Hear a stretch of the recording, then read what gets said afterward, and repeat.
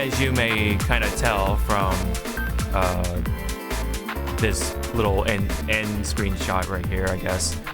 Hi, we're here for the 192nd or 192 episode of the Hypecast. Yes, we're that much closer to 200. So but I mean, before we do that, let me make sure we're on that correct number. But yeah, I believe this is 192. But anyway, yeah, there's actually a lot to talk about, including, you know, Final Fantasy VII and all that fun stuff. We just watched the stream presentation for, or show presentation, let's say, for the FF, what is it, 25th anniversary celebration. So we'll get to that in the frontline news bit, but there is actually quite a bit to talk about for fighting game stuff. So this is actually a pretty chunky podcast episode. So strap in, get your food and drink, and then we're gonna talk about it. So yeah, let me see. Let me bring up this. Ooh. There we go. Oops. Oh well. Anyway, we'll bring up that stream later. But anyway, so yeah, there's actually a lot to talk about for Street Fighter 6. A lot of like little small notes that'll add up to pretty long conversation for Street Fighter 6. So this one is a comparison of all the guiles so far of the recent times. So if you haven't seen already, yeah, it's quite kind of the glow up, right? You see it from 4, looks pretty chunky looking. 5 is looking better, of course, but then there's some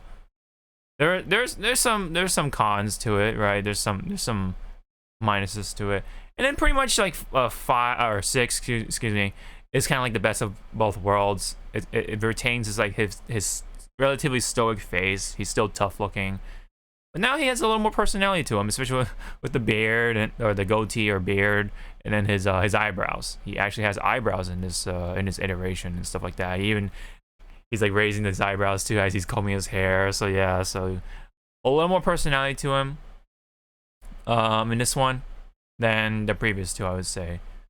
Any comment on his look? His latest looks reminds me of an actor.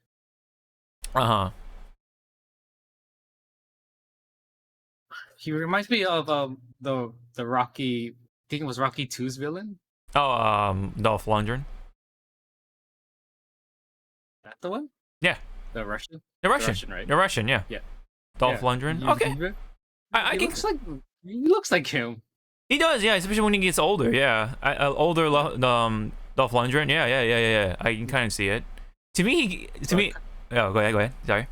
I kind of now want to hear like someone like when the game comes out mod like one of his taunts. Yeah. He just says, I will break. Yeah, I must break you. Break him. I must break you. Yeah. And if he goes against maybe like if Balrog is in the game, that's when, you know, he says it, I must break. Or he could be Clubber Lang. I mean, I for all we know. Yeah. Oh, if he looked like, oh, dude, if Balrog like kind of looks like Clubber Lang, that'd be pretty fucking funny. I would take it. I'd accept that very much. But yeah, anyway, he, to me, SF6 Guile actually kind of reminds me of Triple H, you know, especially when he's old. He's like pretty old looking at this point. He's got the beard, and then like, I don't know, something about the eyes and the face shape. Like if you take, of course, if you take minus his hair, he kind of reminds me of Triple H with all that stuff. No, some about his face structure, but obviously his eye color is very different. But yeah, your comparison, Dolph Lundgren, doesn't feel too off to either. But yeah, other than that, you definitely get to see the progression in his hair alone, because with 4, it's like a solid block. It looks like with some textures on the edge. And then 5 has more textures, but it still looks like a solid block of cheese, but with more lines on it. But then now with 6, it has physics to it. When when he brushes his hair or when he's about to do a super or whatever, it like fluffs around and stuff like that. So it has actually like some sort of bounce to it. So it kind of feels more like hair, It's not just like a solid block of cheese on top of his head or some shit like that. So anyway, that's all I wanted to say for Guile. Although his widow's peak is like definitely non-existent in 6 at this point, because you get to see like it like regresses almost, or no, not even almost. It's gone. Like 4 is the sharpest. 5 is still there, but you can definitely tell it's not as present. And then 6, it doesn't even exist. It's like hardly there, pretty much. Which I think is kind of funny or interesting. And you also get to see like his idle animation or whatever, his stance, right? And 4 is like he's like super close together for some reason. It looks very hunched. And then 5 is a little more natural, like And then 6 is just slightly different. His right fist is like raised higher up or something like that. I think that's pretty much it, but it's like pretty much like going off of 5. So yeah. Overall, quite the progression. I was gonna say, like, 4's Guile, that screenshot of his face looks like he's just reading like something stupid on Twitter. Like, oh yeah, you're right. Like just add the phone, like PNG or whatever, and then like he looks like he just read something bad on Twitter. 5 looks like he's that disappointed dad looking at his kid across the field, like, Jesus Christ. Mm-hmm. And then number 6 looks like that cool uncle you wanna like just hang out with. Yeah, he's like getting ready to hang out with his nephew or something like that. Yeah, it's pretty funny. Because Ken is not there, which is kind of sad. But yeah, he adopted the kid. Pretty much, right? Okay, so there's the notes for Guile. So if you want to read the notes from Mr. Nakayama-san. I was like, who's calling me? Oh, it's work. Yeah, no. Yeah, no. Guile.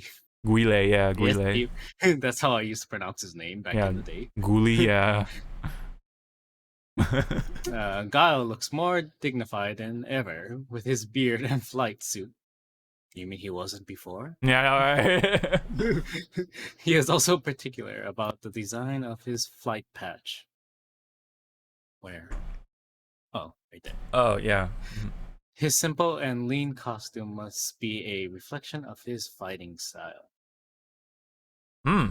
Okay. He could fly? I mean, yeah. I know he was able to defy gravity with that one kick that he has. Yes. Oh yeah, the upside down kick. Yeah, which again I still like.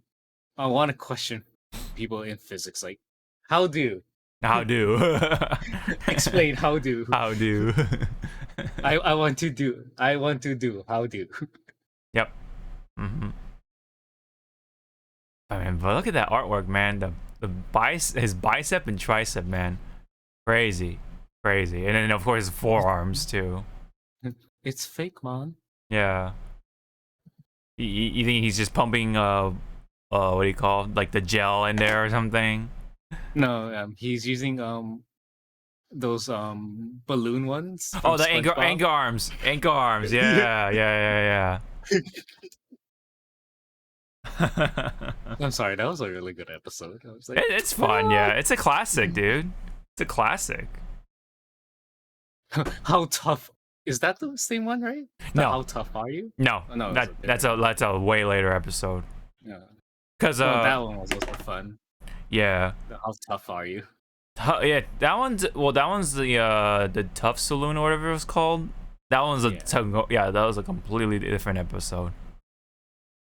And then I was like, oh yeah, that one dude was like, I had nails for breakfast. It's like, okay, without milk. All right. And then he's like, step right in. Step right in. He's like, oh, I'm sorry. And then that was when that was that scene with Patrick helping out SpongeBob by beating himself up, and he's like, and then he's just like somehow like was able to throw himself super far away, and then the guy was like, wow, come right in. For SpongeBob. Oh man, that's a classic. But anyway, let's get a move on here, because this is another cool one. So for the game, in terms of like little visuals and stuff like that, there's actually going to be character-specific taunts from each character, I guess. So like, for example, come on, Ryu has his default taunt, Hadouken! and then Hadouken! yep, and then Luke has an actual specific taunt for Ryu, though, which is kind of funny. He's just taunting, he's just literally mocking him with his Hadouken. So, dude, I can't wait to. I can't wait to see the ones for Ken. It's gonna be depressing as fuck. Here's my kids. Oh, here's my kids. Oh. Or just show your Rippa, because Ken is supposed to not be able to do the show your Rippa or whatever, or he's like super rusty or something like that. So, oh man, I can't wait to see some of the characters though, like especially with like who hates Ken. I wonder if there's a character in Street Fighter that like super hates Ken, and it's gonna use like and what's his name? Rufus. Is like, there... He doesn't hate Ken. He just like sees him as his rival. Oh, maybe a one-sided rivalry or something. Yeah. Is it Rufus? Well, I mean, I'll look that one up later. But Rufus is the fat guy. Yeah. But I want to look up the rivalry stuff for later. But trying to think of anyone else, but not so much really. Yeah. Who hates Ken? Chun-Li players.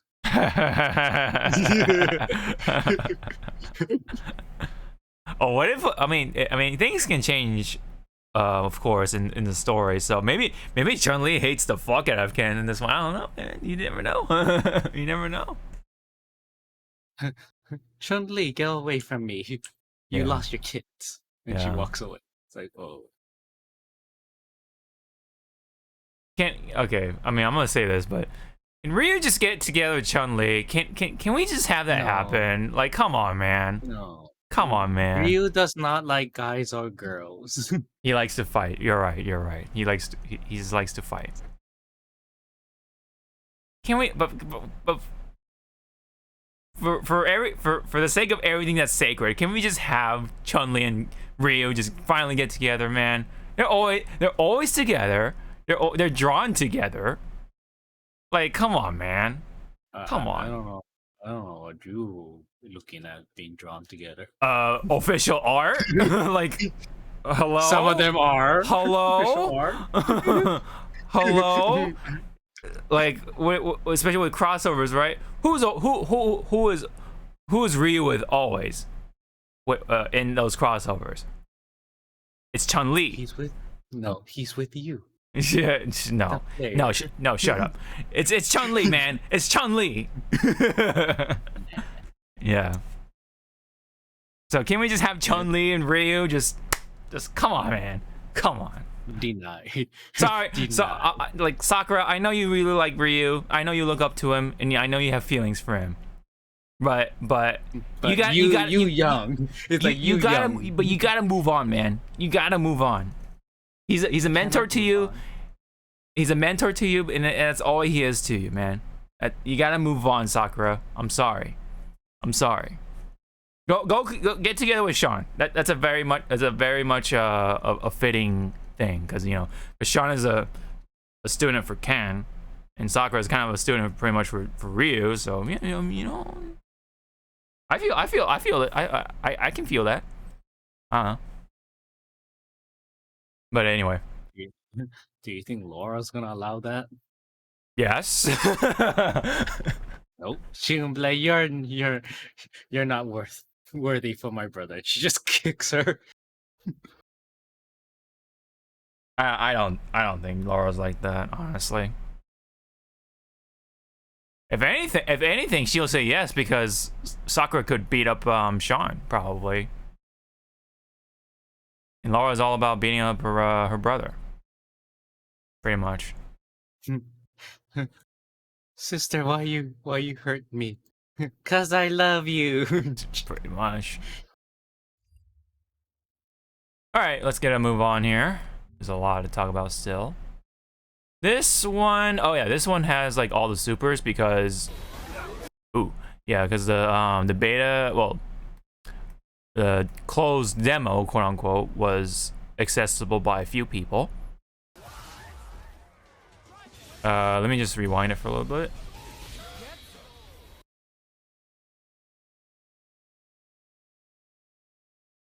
Are you good? Nope. fucking work. Oh. It was like apparently it's like store appreciation month or something. I don't know. My store is like there, and they chose one of the most ugliest picture I ever taken. I'm like, delete that shit. Delete it. Delete it. Okay. That's not me. Well. Distract me now, please. Yeah. So obviously Yuri has his Shinku Hadoken, pretty basic.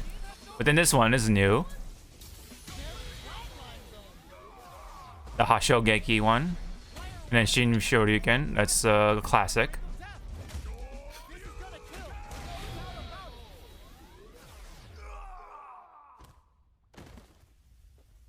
See, I like that how like the animation goes into it. Reminds me of 4. Yeah. There's Chun-Li's stuff right here. And her Stairway to Heaven. Stairway to Heaven.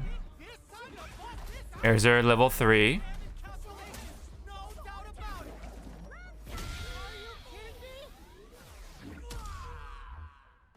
I like the. Kind of. What? I mean, to me, I'm kind of sad. It's a kick, I know, but I wish she goes through. Oh yeah. I know what you're talking about. Level 3. Mm-hmm. Like, instead of I kick you and you slam into the camera. Yeah, camera. Yeah. Camera wall thing. Mm-hmm. There's Jamie. Imagine we've been pronouncing his name wrong. Yeah, right. It's supposed to be like Jaime. like Jaime. No, Jaime. Jaime. Like Spanish. Spanish.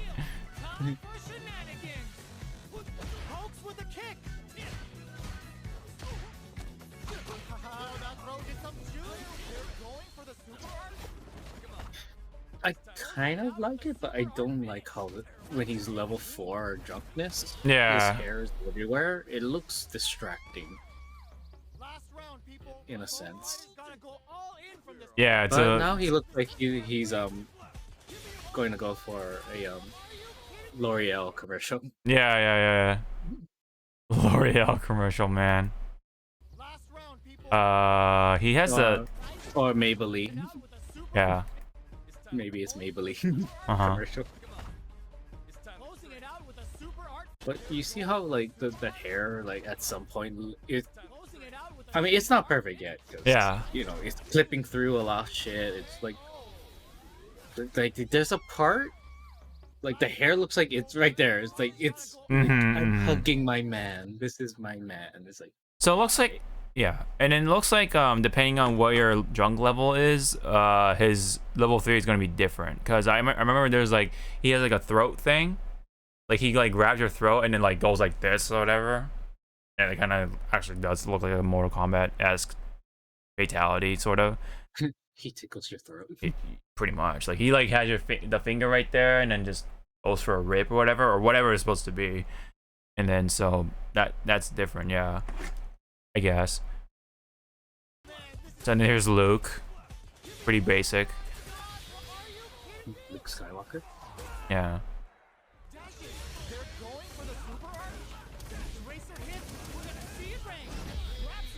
See that was his critical art from 5, which is funny. Now it's like just a level 2. That's pretty much what it felt like anyway. And here's his level 3.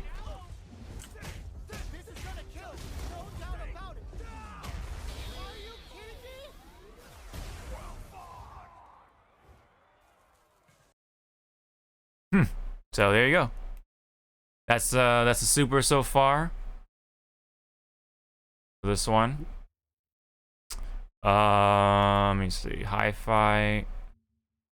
This one involves with. Oh yeah, so this was the Japanese one. There was a presentation in Japan. They were like kind of recapping what was already announced, including, you know, Monster Hunter, Sunbreak, and whatever. But they were also just playing around in Street Fighter 6.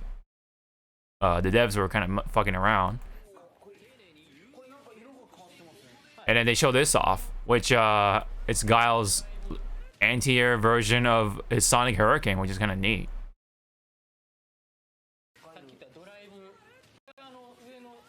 Kind of different, you know, obviously the angle, you know, all that stuff. Of course, now he has a little more utility because now he can fire off his boom as an anti-air. So yeah. Any comment there?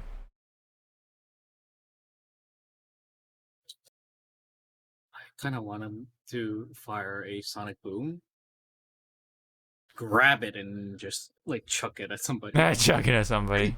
Yeah.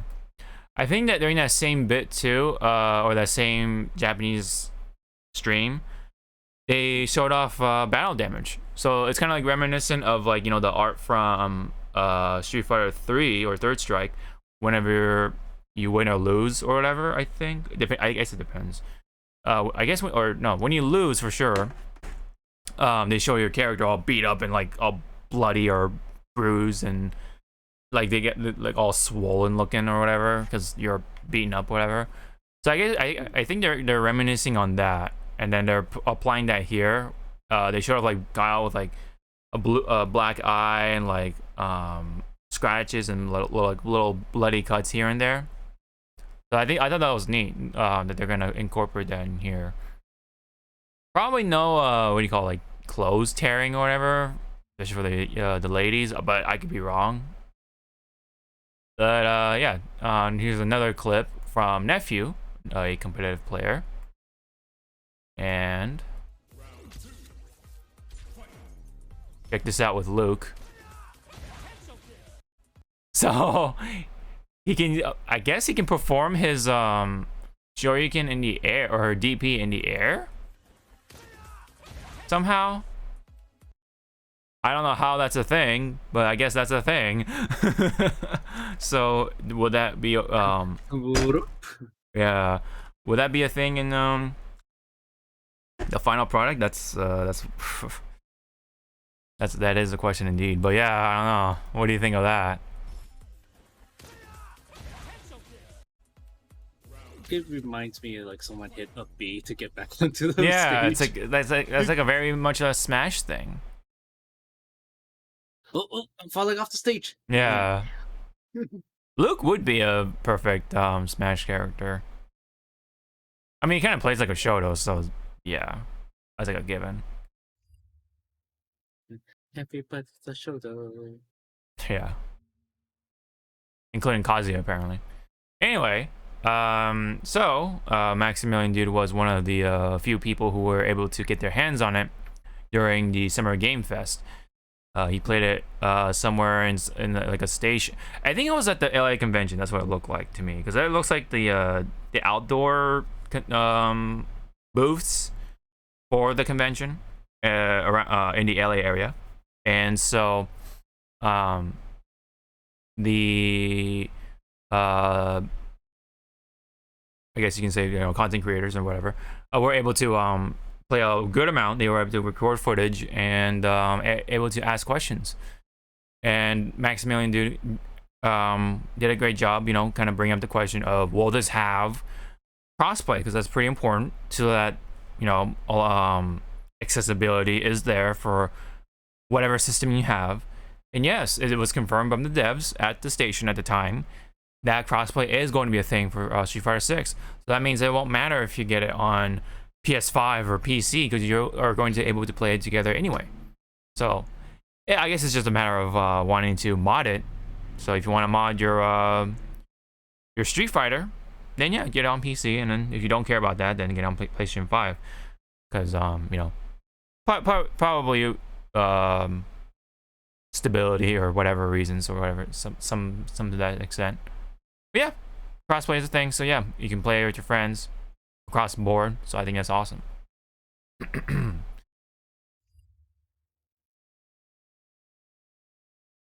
More games need to include that.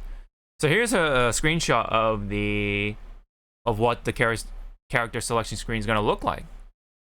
I think on the bottom that's random, but yeah, there's looks like, was that 9, 13, 17 left? That's actually a lot of characters, if that's really the final version. That's a lot of characters.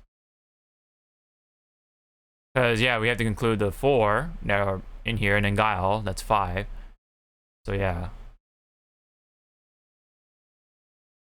9, 13, 17 plus 4, so about 21-ish, yeah. So that's actually a lot.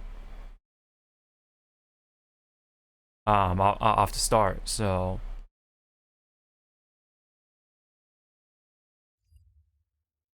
Oh, did you want to comment on the character selection screen?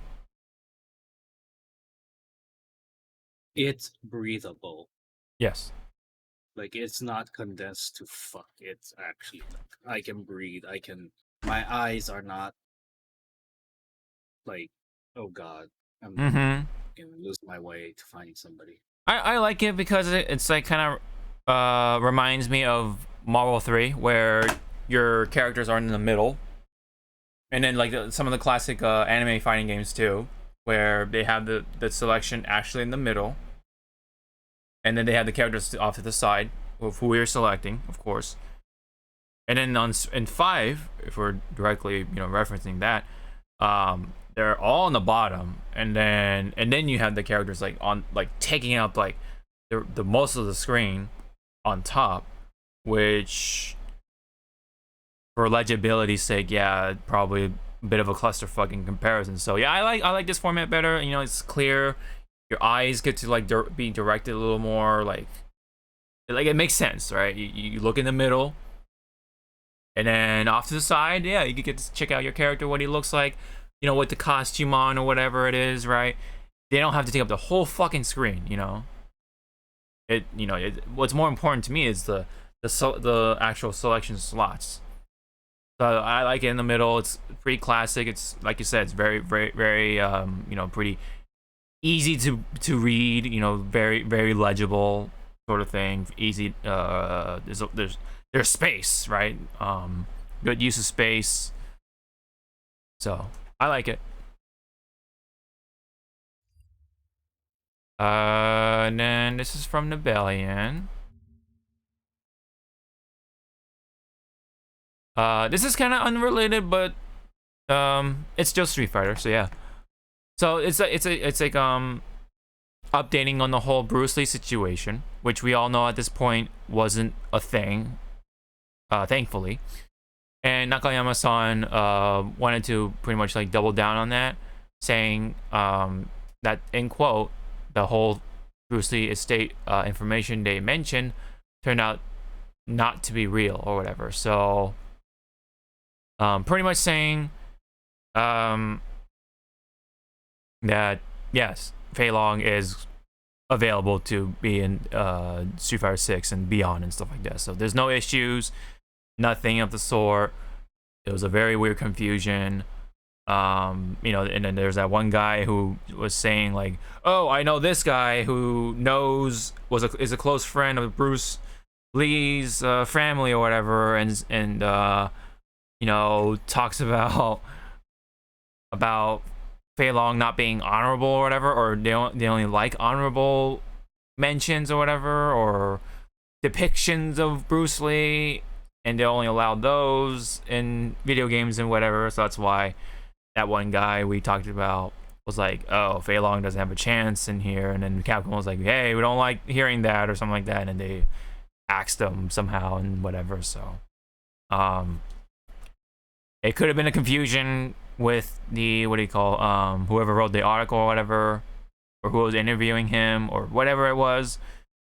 And then yeah, so Nakayama is just clarifying, not a thing. Fei Long has a chance.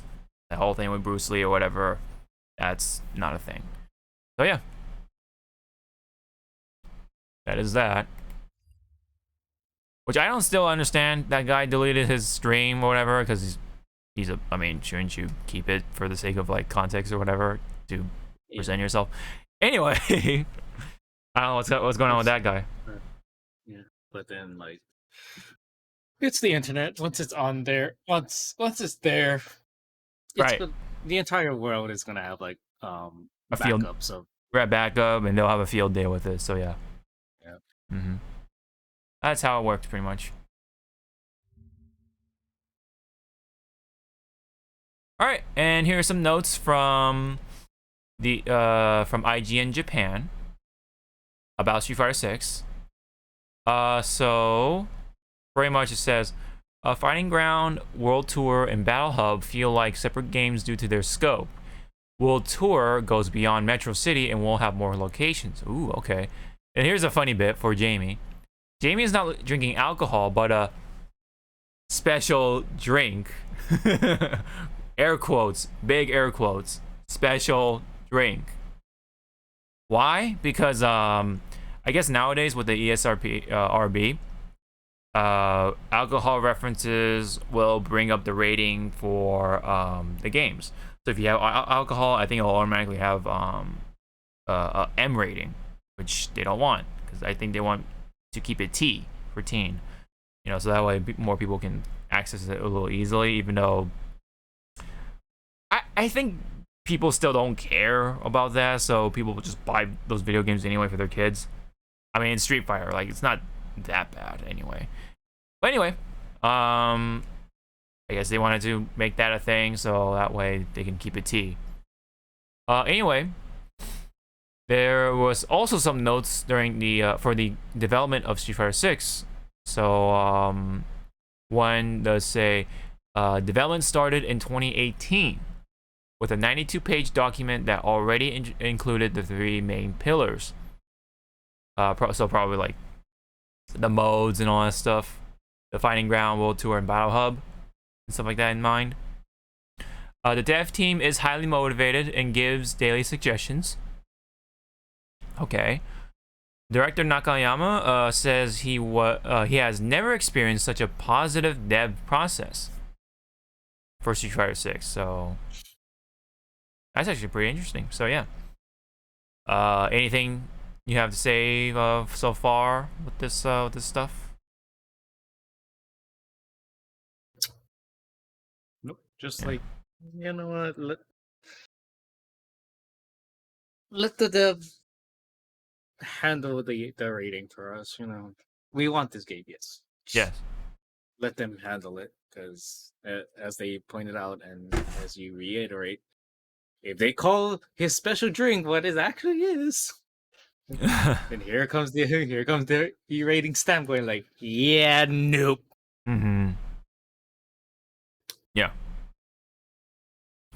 Yeah. So there's some memes that he's pretty much drinking gamer fuel instead. So or G fuel. That's pretty funny. So I'll go with that. The special drink is just gamer fuel. Yep. Or it's on Baja Blast. There you go. Baja Blast, yes, that's also yes.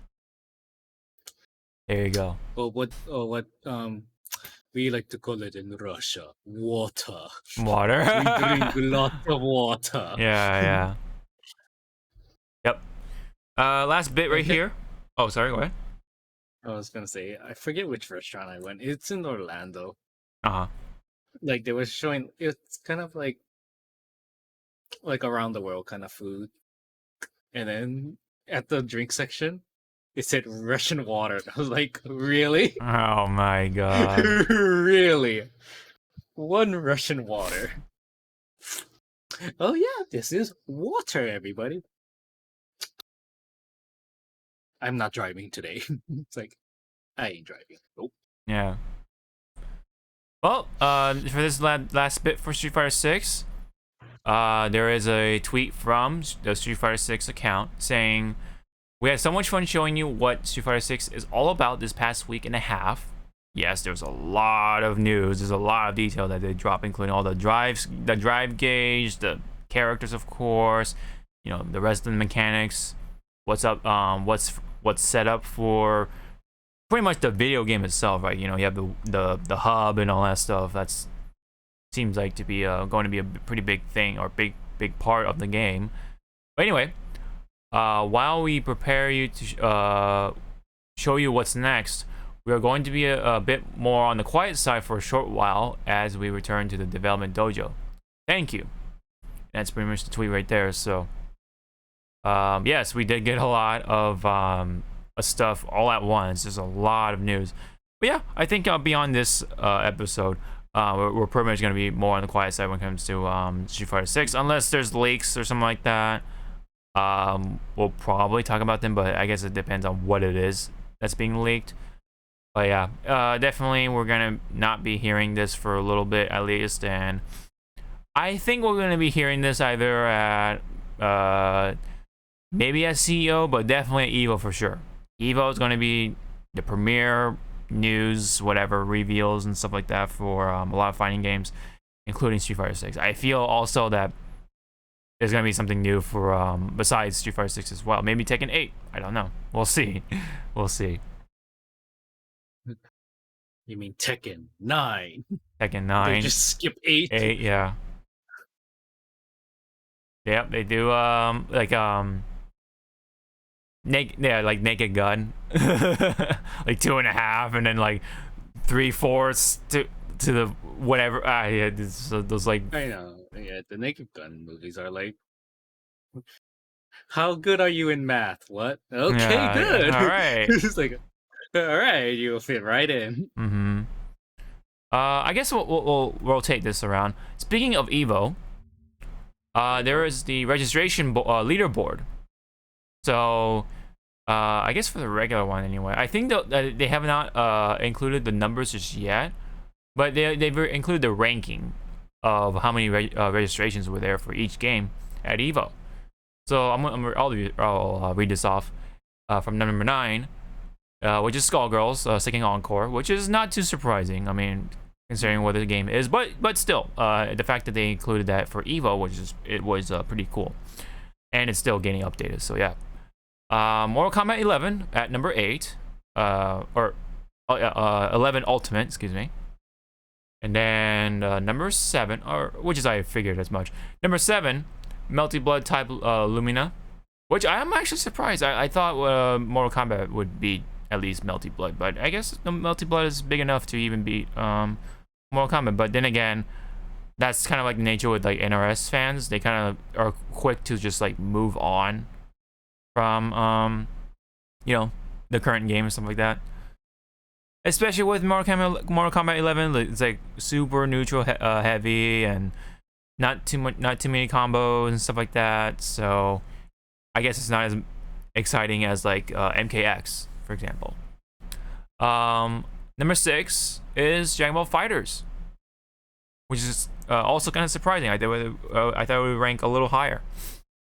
What beat that instead was Grand Blue Fantasy Versus. So now at number 5. So again, pretty surprising.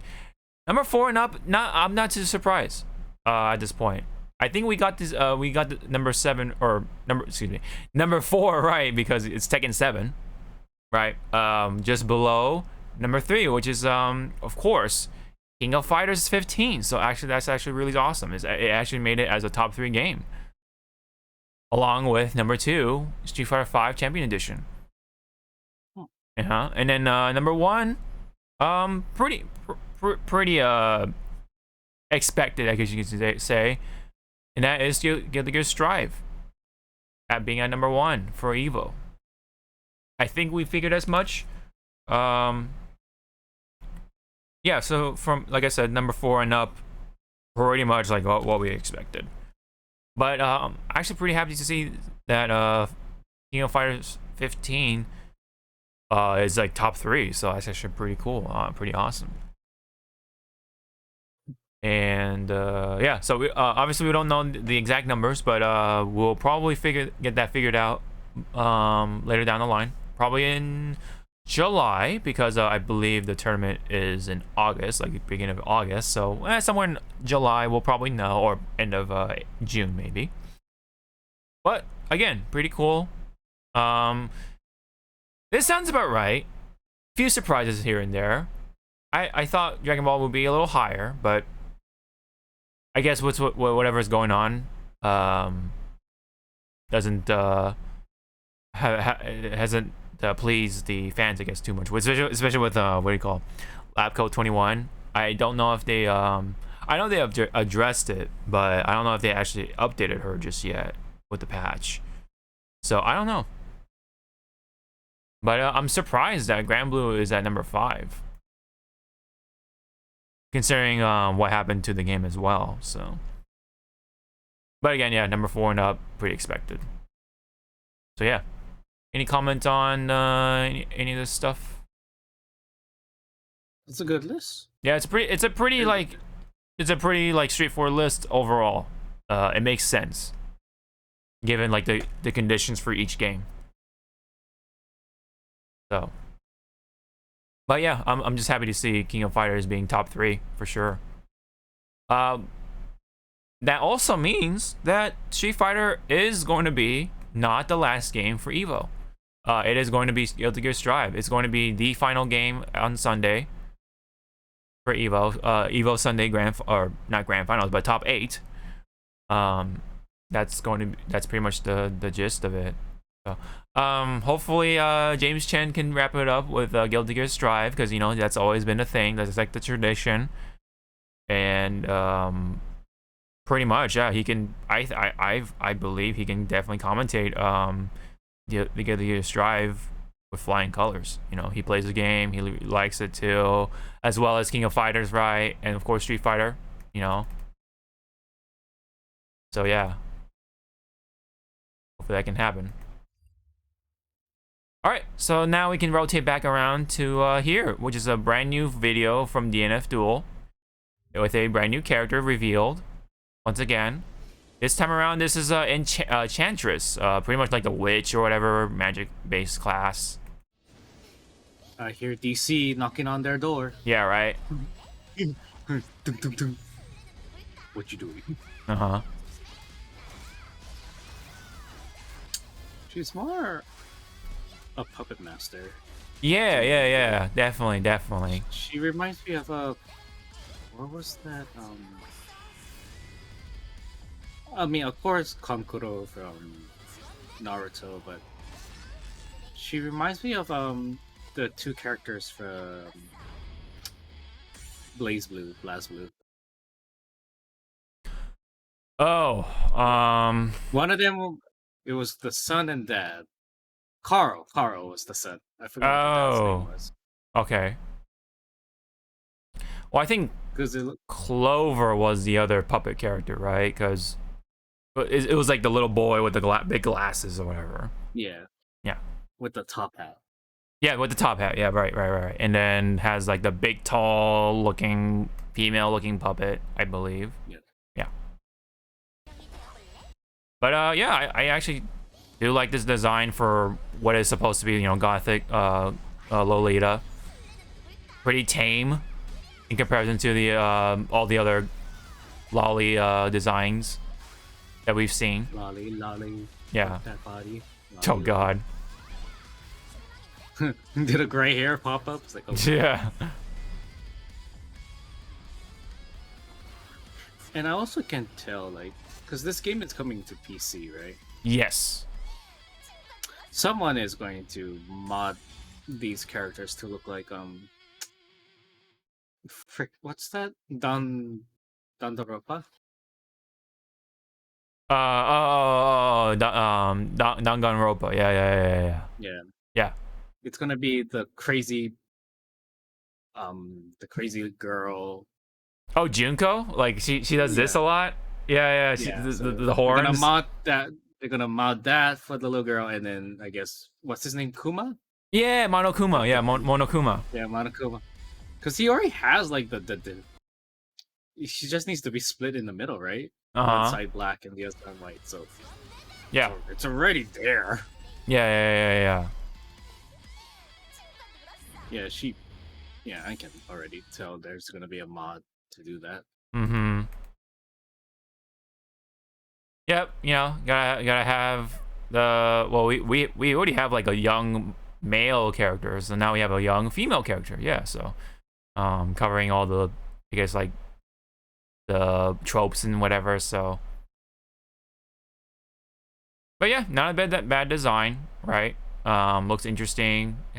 She's the public character for this game, so pretty cool. I like the animations for her as well as the others. You know, this game has been doing a real good job on the visual side of things.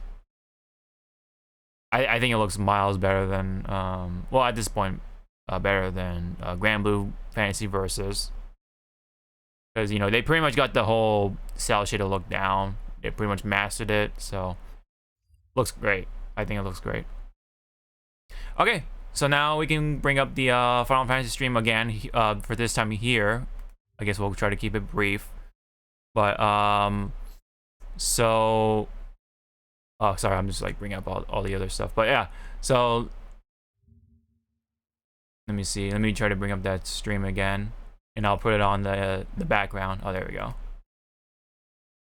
But yeah, pretty short. Yeah, it was like less than 15 minutes, including all the like filler stuff, I guess. But yeah, less than 15 minutes, and so pretty much it featured some mobile games, and then the remake for Crisis Core, and then the of course the big elephant in the room, which is Rebirth, which is pretty much part 2. But just to reiterate, what did you think of the whole presentation?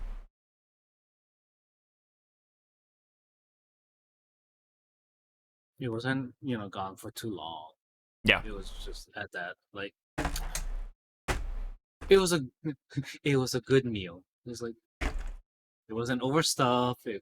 Yeah, there was straightforward. Some things lacking. Yeah, pretty straightforward. It's like, here, to get this out of the way. Ta-da! It's like, oh, thank you. Yeah. Yeah. Like, pretty much that. They pretty much like kind of were. It did the job. Like, it pretty much like did the job, showing off mostly like 7 stuff, of course. And of course the big one is Rebirth, and I do feel though they could have done a little better with 7, or the hype with Rebirth, just to like kickstart. But yes, it still confirms and all that stuff for part 2 being a thing, and it is coming for 2023 of next winter, or yeah, winter, I just say. So it did confirm, yeah, this is coming for or the 7 remake is coming for PC, with all the stuff in there now, with including Intergrade.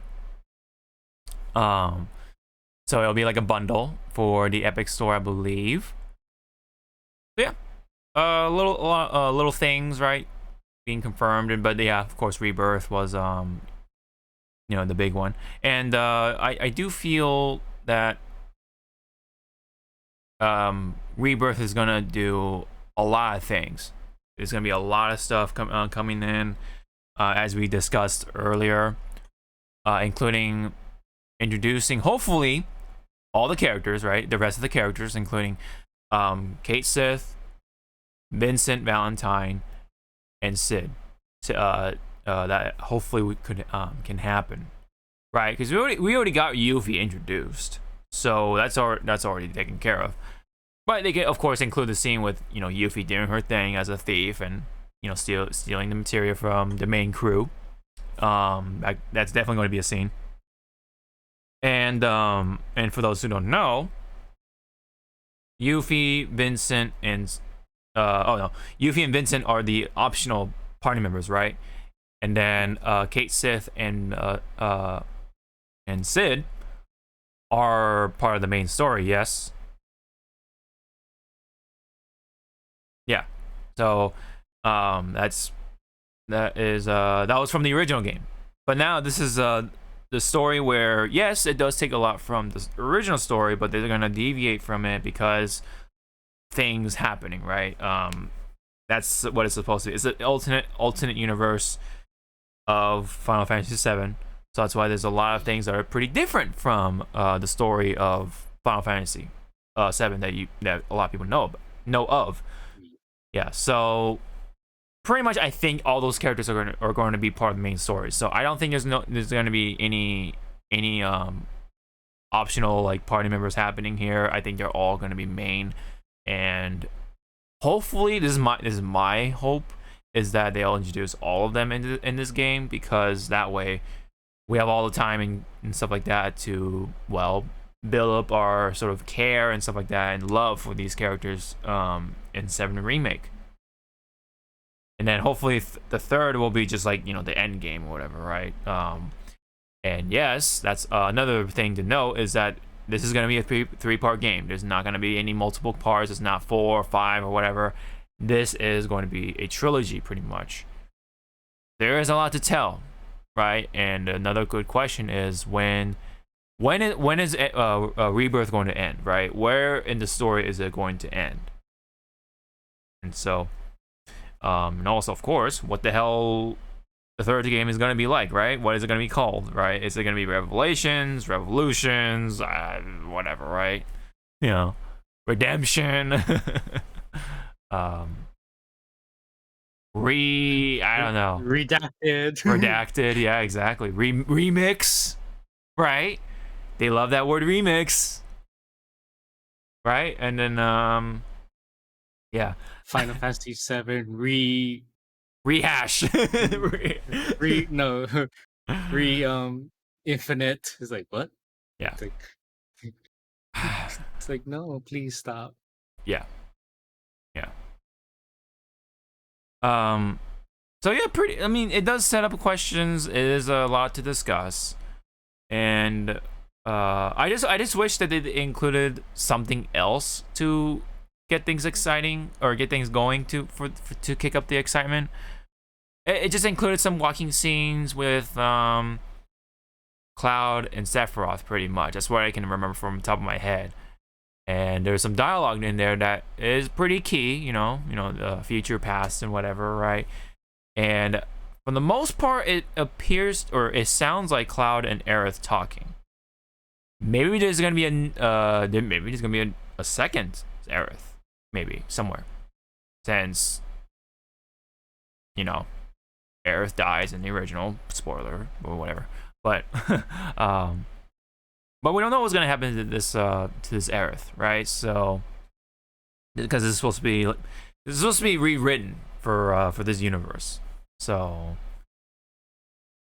that is going to be a pretty interesting thing to see of what's going to happen.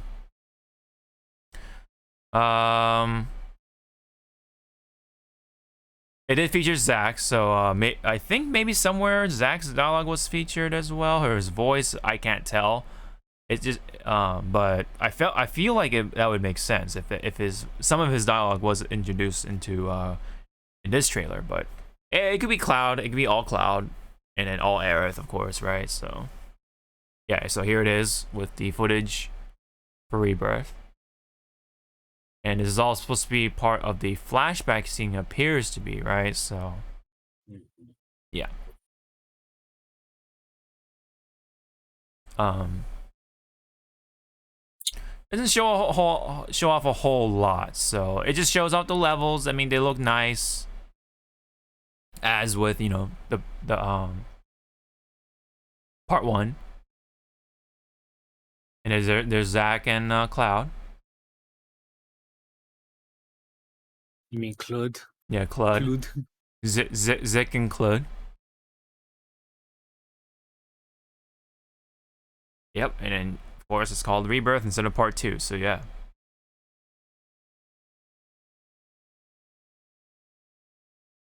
That is pretty much all there is to that part.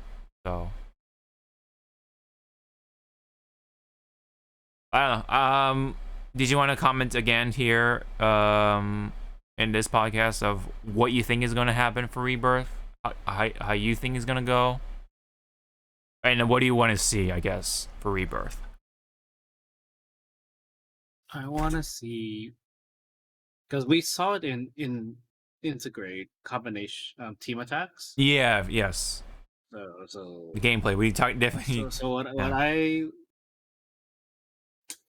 said before with like friends, and I think in my previous podcast when integrate came out, integrate was their play area of what can they do for part 2 and 3. Yeah, it's like a little taste of what's to come for the gameplay. It was like a testing ground. Mm-hmm. Like, okay, can we do team attacks that actually looks cool? Yeah. How many like combinations? That's yeah. I want it to be a lot, but hopefully it's just limited. So, basic Cloud and Tifa, Cloud and Barret, Cloud, Tifa, Barret, like that type of combination. Right. Is there gonna be a triple combination too? That's for us to see. Hopefully we'll see like different combinations as well, like Tifa, Aerith, and then Barret and Sid or something like that, or Barret and Vincent Valentine, and then Yuffie and Tifa, that sort of thing, right? Or Yuffie and Vincent. I don't know why I keep saying Valentine, but whatever. Well, I mean, that is his last name. Last name. You're not wrong. Yeah. It's like on technicality, you're not. Yeah. Yuffie Sid, and of course Red 13, right? And then Kate Sith and all that stuff, right? So on and so forth. Kate Sith doesn't do nothing with Red 13. He just you just see Kate on Red. Yeah. So how many is that? So wait, that's 8 altogether, right? Because you have the main crew, that's 4, and then Sith or Kate Sith, Valentine, Yuffie, and so that's 8 altogether. So that's quite a bit. But I've seen 8 members in JRPGs, other JRPGs. I mean, they could do like one big like team attack, and all 8. That'd be really cool. Yeah. That'll probably be for so funny, part 3.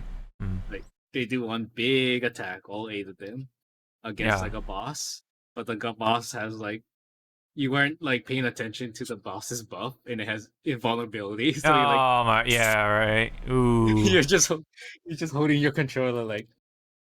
I know, right? It like burns everyone's like resources. Yeah. Like all your meter and stuff. Yeah. Your ATV, and you're just staring at you pause, stare at your screen, going like, did I just do that? Yeah.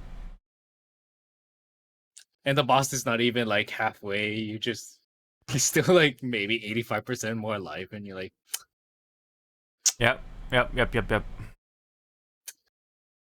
Home, turn off app, select, delete, go to sleep. Yeah. You just go like, yep, I'm done for today. What do you expect to see when it comes to like the story and like the levels or towns and whatever, or villages or whatever? What do you think? Well, if we're able to visit Wutai, they better not take out those corny, cringy ass scenes. Okay. I'm kind of glad that I'm not glad. I am mad that they took out the brothel scene I wanted to see Cloud surrounded by big burly men. That would actually happen? Yeah, in the original, Cloud was Oh. surrounded by big burly men. So I was like, it's like, fine then. But they include that dance scene, right? The dance scene, that was wonderful. With Cloud. I want him to be right in the middle and then just recreate, that meme with the girl and all the other guys around. Yeah, I on the couch, right? Like the girl on the couch and the five guys behind the couch. Oh my god, yeah, I can definitely see that. But no, they played it safe. Yeah, I mean, like I said, like it's gonna deviate from the original story, so then they're not gonna include every single thing. But yeah, when it comes to Easter eggs, hopefully they'll include most of them, whatever Easter eggs that are in part 2 from the original story. That is, hopefully they'll include those into Rebirth, and hopefully that'll be like all the cool stuff, like the exploration and the chocobo stuff, and like. We get to see like different the summons as well, right? Hopefully that'll be definitely be a thing.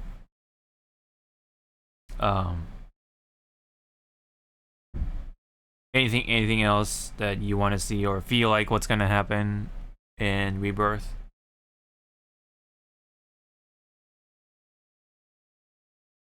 Especially with Sephiroth. What I actually want them to implement is character data progression to make it feel like a true continuation of the story. Right, yeah. Because I am so sorry. If we are going to have to start back at level 1 in this new game, I'm going to be kind of pissed. I mean, yeah. Or I can understand, like, let's say, because my characters, they're all level 99. I can understand, hey, we see this, but for the sake of the game, you're gonna have all your accessories, all your weapons, all your gear, but the level you're gonna start off will be level 50 or something like that. Or they lock off. Maybe they maybe they'll lock those weapons until you reach to a certain point in the story or something like that. Yeah, maybe. When it comes to weapons, right? Weapons and like accessories and stuff like that. I don't know about their moves because I think they'll like keep some of them and they'll add like more or something like that. I don't know. It may be locked behind progression or something like that. Maybe. But I do feel like though that they're just gonna start you off at a pretty low level and then you're just gonna go off from there. Like this is gonna be a separate game pretty much. So what can you do? I mean, I think that's pretty much what's gonna happen. It'd be cool if they somehow can keep it so that it's balanced with like so that you don't just wipe the fucking first half of Rebirth or whatever. You just like kind of plow through the first half or whatever, or most of the game, and it's pretty much like a visual novel type of game because it's with the story and stuff like that. But or just a story game. Let's just put it that way. Because of how easy it is, because of how powerful the characters are. Hopefully that's not a thing. Personally. I don't know. I personally feel that they're mostly going to start you over again. How I think of it. Well, whatever. It's a video game. Whatever. But yeah, hopefully they'll introduce all those characters, and yeah, there's gonna be a trilogy. So I hope that they can tell this story, make it fun and good. That's all I can hope for, pretty much, right? So that is it on that one. Pretty much, we said a lot in the reaction portion of the FF stream, but that's pretty much the main thoughts of it. So, anything else you wanted to throw in here before we head on over to the rest of the topics? I'm a little upset that there are the mobile version of this game. Like, I don't know. There are some games to me that should not like enter the mobile territory. Uh-huh. That's just my that's my take. But I mean, you know how Square is, especially with the NFTs and stuff like that. They want that money. This not it. Yeah, this ain't it, man. This ain't it. Yeah.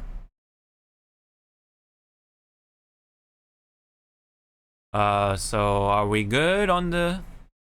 Okay, we're good. Because again, I'm not making my stuff up. Expectations super high. That's why I was happy with seeing Reunion. Was like, because I didn't think that thing was gonna show up. It's like, because again, that Crisis Core was locked. I want to say locked behind a licensing and branding issue, but since now it's not,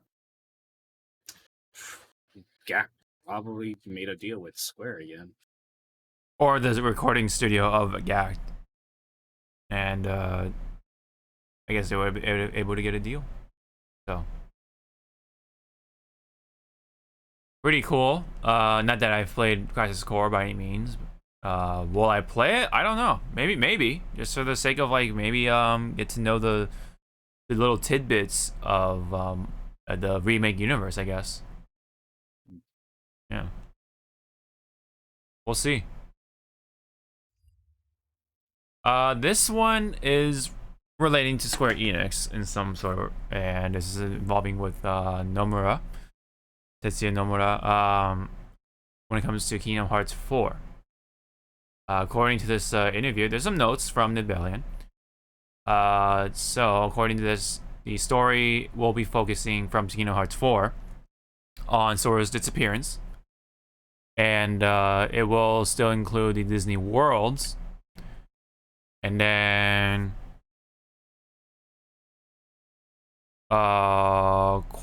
Quadratum seems to serve as a hub world. And then last one, it says hard to include more FF characters due to the amount of original Kingdom Hearts characters. What do you think of that one?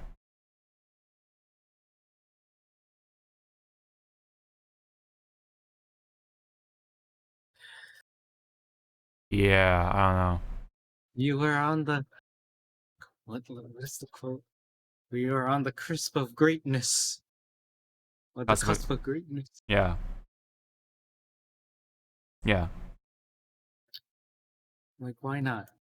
I don't know. That's yeah. I don't know why it's hard to do so. Maybe it's just for the sake of fitting them to the story or something, without taking taking up too much time. I don't know. Couple of other things. It says from Nibelian. Nomura also commented on Sora's inclusion in Smash Bros. Ultimate, and reveals that Disney has been quite supportive of the idea behind the scenes. Oh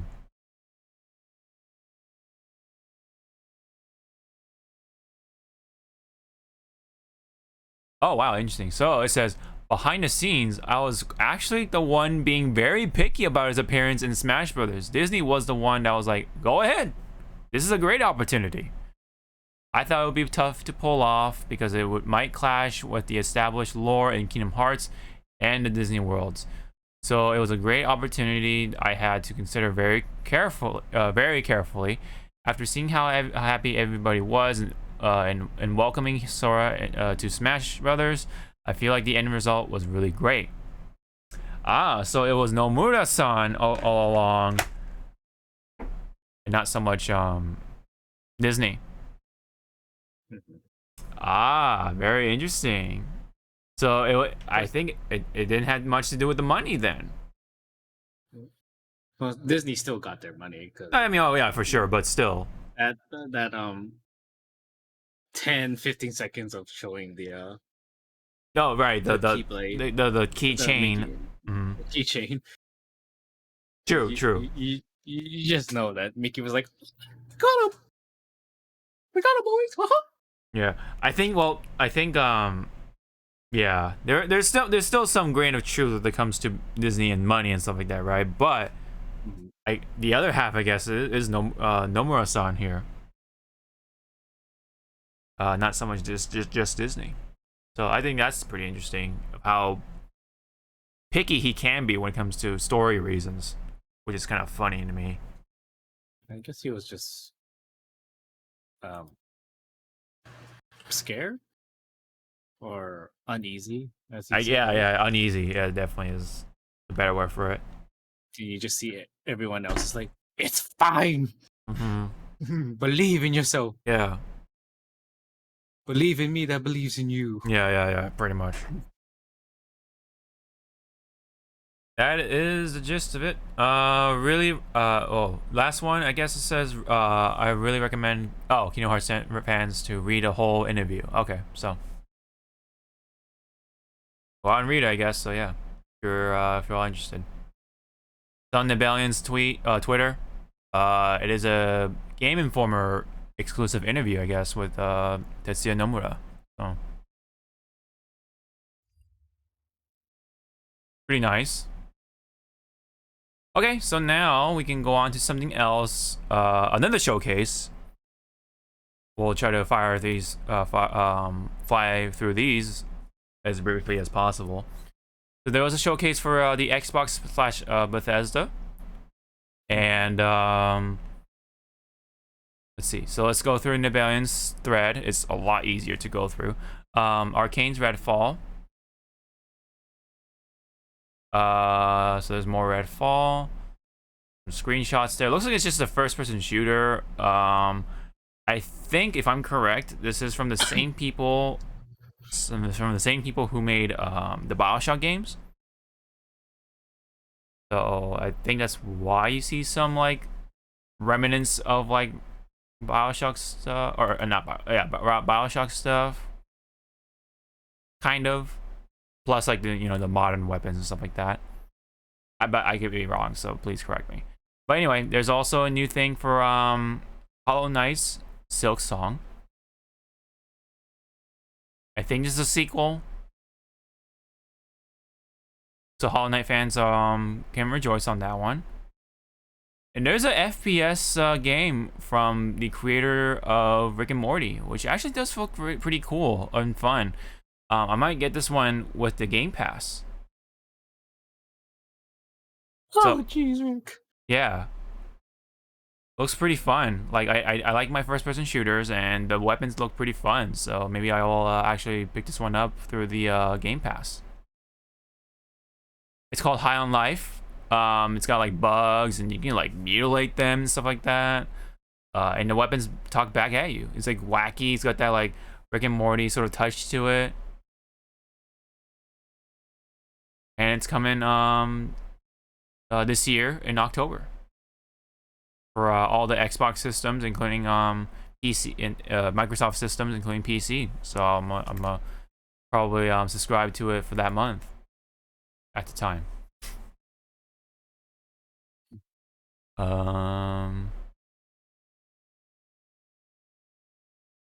There's I guess a bunch of like Riot games on Game Pass now. With the Legends. Oh wow, so you have all the champions unlocked. And then all agents unlocked for Valorant. Legends of Runeterra. All Foundation sets unlocked. And then Teamfight Tactics. Select Little Legends unlocked. Okay. Interesting. So you can get those on Game Pass. Oh yeah, so this is all arriving for this winter. All that stuff. So that's kind of cool. There's also Plague Tale Requiem. Third person, looks like adventure game. And then Forza Motorsport. I did take a look at this. It does look pretty good. So I might consider this. I might consider trying it out for via Game Pass. Although the question is the gameplay actually in the same sort of quality? Because, you know, Gran Turismo kind of dumbs down the graphics for the real-time gameplay stuff, and then when it comes to replays, that's where they up the ray tracing and all that stuff, the graphic side of things. That's where it happens. But I guess it says real-time ray tracing on track. But again, is that during gameplay or is that during just replays? I guess we'll have to see. New content for Flight Simulator. Oh, Halo stuff in Flight Simulator. Oh, new Overwatch 2 stuff. And then the early access, I guess, begins in October 4, which is pretty much the release date. Seeing how these things go. New hero revealed, which was Junker Queen. I haven't seen too much like fan art of Junker Queen at all, so kind of tells you how alive the fan base is. Yeah. Yep. Yeah, I have not seen too much fan art at all. Like she kind of reminds me of Mad Maggie. So it looks like you're just kind of like taking things from like other games now. Seems like it's kind of like that joke now. Mom, Dad, I want Mad Maggie. We have Mad Maggie at home. Oh yeah. You can definitely tell she's like supposed to be fan art material, but no one's really drawing her, especially with her hips. Like kind of plus size ish. Kinda. Guess we'll just have to wait for the lovely model type of fan art. Oh yeah, the 3D stuff. Yeah. Yep. The 3D animation stuff. Yep.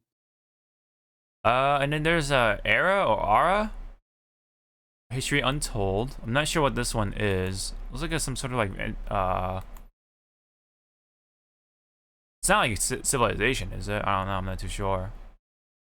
Might be Civilization-esque. Yeah, maybe. And then there's a Bethesda part. You talk about Elder Scrolls Online, Fallout 76 content, and Starfield was revealed, but not, I guess, at this. Oh, there's a yeah, it was later on, but yeah, I do want to get to that because I am interested in that. Forza Hot Wheels DLC, Arc 2 with Vin Diesel. It's still fucking hilarious.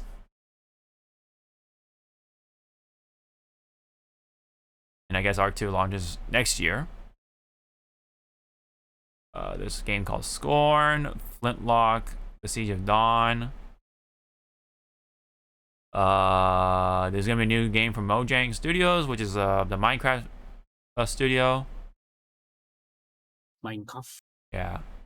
Oh wow. Well, anyway, Minecraft Legends, a action strategy game. Yeah, whenever you have a legends in the title of a game, you know where this is going, right? In the dump. Yeah, Lightyear Frontier. No, I can't say that because I do play Legends of Runeterra, the card game version of League of Legends. So yeah, and then Apex Legends. Oh, that one can go into the dump. Or in the recycle bin, so it can spit out to be something better. Right. And Lightyear Frontier this one's kind of interesting. It's like farm simulator sort of with mechs, maybe it looks like. I haven't seen the stream, as you can tell, because that thing is too long. Gunfire Reborn, action game, roguelike action game, pretty interesting, I guess. Last Case of Benedict Fox, As Dusk Falls, Naraka, Blade Point,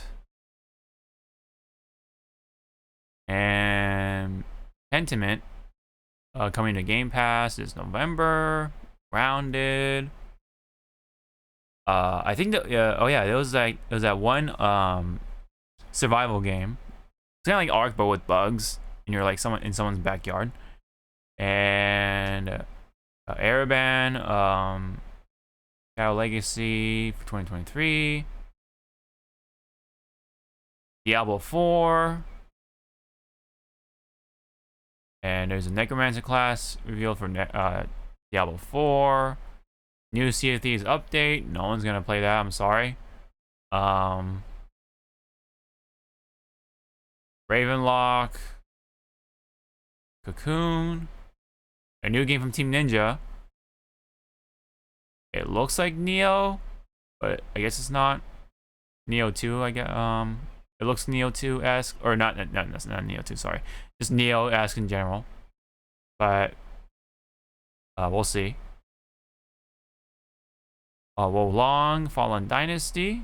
It's coming early 2023. And then Persona 3, 4, and 5 coming to Xbox and PC. Yep. And then that includes, I think, the Royal version of P5. Yeah, P5 Royal. The Persona rollout starts with P5 Royal on October 21 of 2022. And it's Kojima, because Kojima Productions is making a game with Xbox, so that's why. They didn't say what it was, but yeah. And yeah, so that's pretty much like the full schedule, and that's pretty much it, I think, on that part. Until we have Starfield. Let me go fire up the Starfield video if I do. Yeah, it's right here.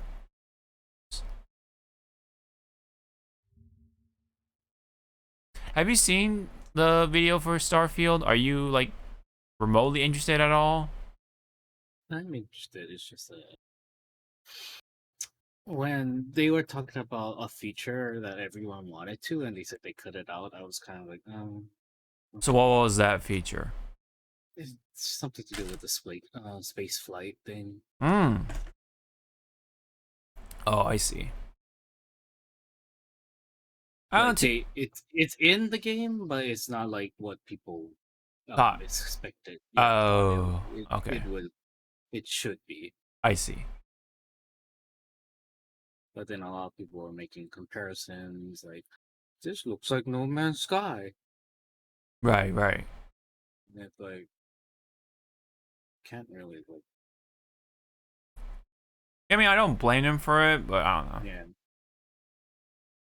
To me, it kind of just looks like a Bethesda fucking like Fallout / Elder Scrolls game with space.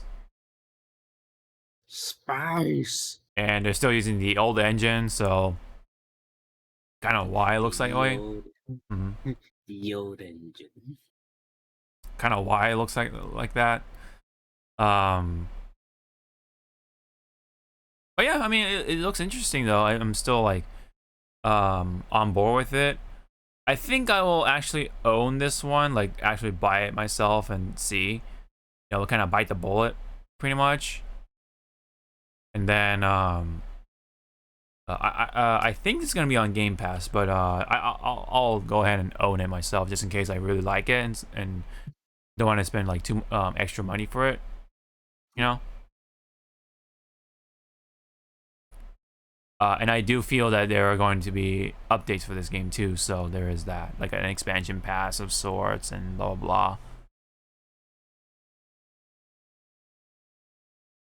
Weapons look similar to that of like modern weapons in real life, with some exceptions, of course. This one kind of looks like a P90, but it isn't, sort of. But yeah, I do like the level so far, like the level designs or world design so far. You can go to like different planets, and yeah, you know, there are probably gonna be planets where it's just like you do just one thing and that's it. There's like not too many like premium like planets where they're all like fully like, you know what I mean, like I feel like it might work like Outer Worlds, where you do have some planets being fully fledged out, and then some planets just kind of just like you do the one thing and then that's it.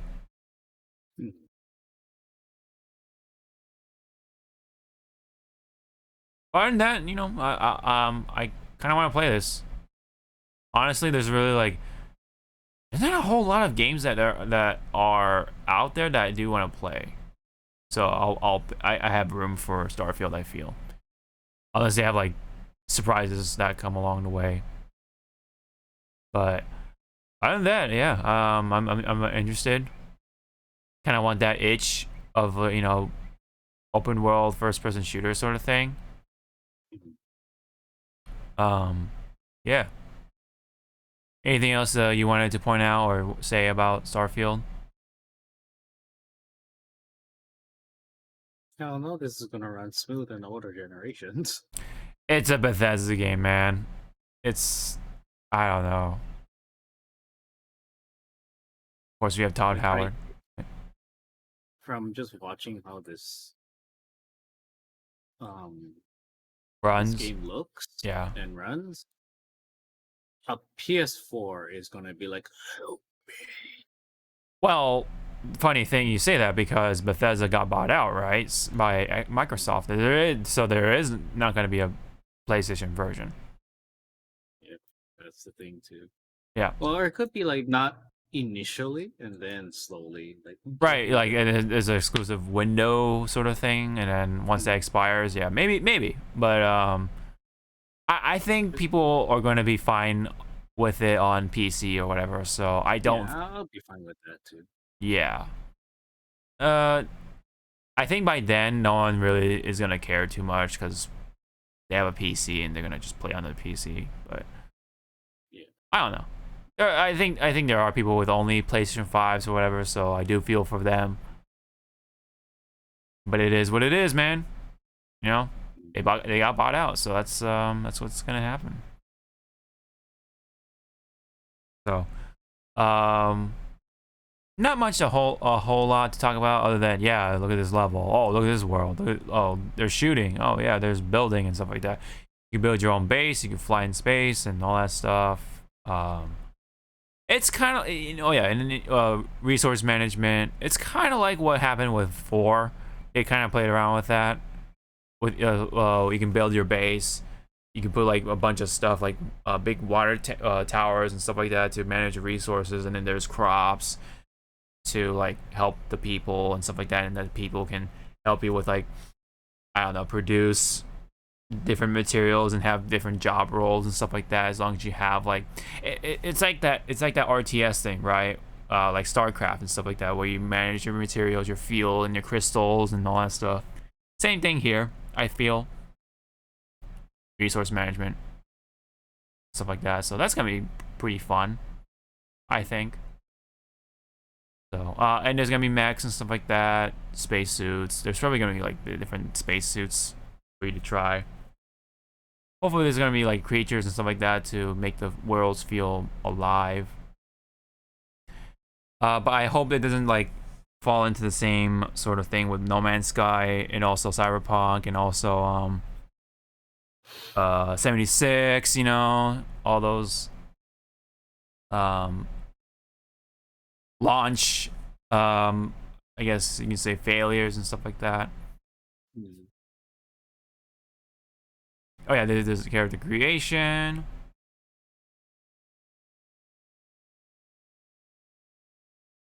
and then there's like different perks and personality traits and whatever that can actually contribute to the game. Yeah, I think it's gonna have like the same character stuff, like dialogue choices and how your friendship is with each character and stuff like that.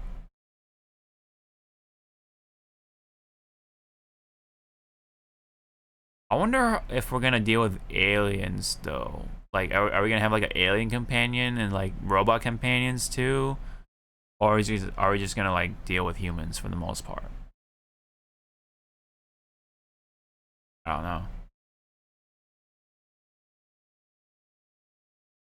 Well, nonetheless. Oh, go ahead. I was just gonna say that this game is interesting. Yeah. Has interest for me, but at the moment I'm not putting my expectation like to the moon. I'll plant my feet steadily on the ground and just go like, "Okay." Was that a pun or maybe intentional pun there? Yeah, I'll be like, you know, come what may. Come what may, yeah. Releases May next year. I'll be like, oh god damn it. Yeah. Yeah, I mean, like I said, nonetheless, I'm still interested. I'd like to try it out and actually fully own the game rather than subscribe, have the Game Pass and then just like pay the subscription monthly and stuff like that. Because I do feel this time around this will be more of a solid launch of what kind of how it should have been with the other games. I think they've learned their lesson at this point, hopefully, and go back to some of their like Bethesda roots at least. But yes, expect the Bethesda bugs. You know, Bugthesda, they call that for a reason. Using the very old, lovely engine. And yeah, I mean, if I had a good time with Fallout 4 on the PlayStation 4, then I think I'll have a good time playing this on PC. So I think that's what it really winds down to. Hopefully by then I would have a graphics card upgrade. Whether it's a 3060 or 3070 or whatever. Hopefully I'll have one of those two by then to sort of prepare myself for games like this, you know, for example. But yeah, on that note, there was something to that was definitely worth pointing out. Well, let's get to the rest of it just to make sure we don't miss out on anything. Yeah, so there's no date at the moment for 2023. Or is it Starfield? Okay, so yeah. Okay, so it's definitely not coming from this year. In case I got that mixed up. But yeah, that also means, yeah, 2022, for the rest of it, it looks like there's not that many games, though, for me anyway. Because that comes to mind. Because there's only, what is it? Sonic Frontier, for sure. And then there's Pokemon Scarlet Violet, for me. So I guess in December, what was that one game coming out in December? I think there was something for December. I forget what it was. But anyway. So maybe I could pick up Gotham Knights and take the bullet. I don't know. We'll see. I don't know. We'll see about that one. But yep, that is the lowdown on the Xbox stuff. Was there anything that interested you besides like Starfield and stuff like that? Was there anything else, or not so much?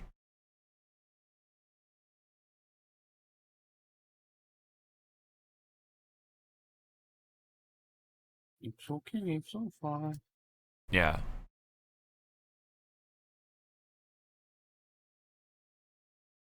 When is the high? Oh, that's also coming out in October. Okay, so, oh yeah, so High on Life, Pokemon, and Sonic Frontier are definitely like games I'm pretty interested in.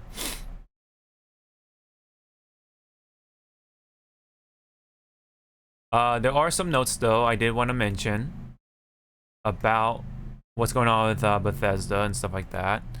So there was an interview from IGN with Todd Howard, and there are the notes right here. So again from Nibalian. Fallout 5 is the next game after Elder Scrolls 6. And at the moment, Elder Scrolls 6 is in pre-production. Starfield has more handcrafted content than any Bethesda game. New Atlantis is the biggest city Bethesda has made. And then you kind of mentioned about the flying. He said there's no seamless flying. So that's pretty much what Zawa was referring to at the moment. So maybe it could be fixing an update, because you know No Man's Sky went through a lot of updates later on. So maybe that's something Bethesda can update along the way. I don't know. Well, but I don't expect to hold my breath on it. As long as the rest of it is fun enough, like the building and the shooting and the gameplay side of things. Hopefully that's fun enough to kind of like overlook that, but we'll see. But yeah, when it comes to Fallout 5 and Elder Scrolls 6, yeah, we're gonna wait for a long time for those, man.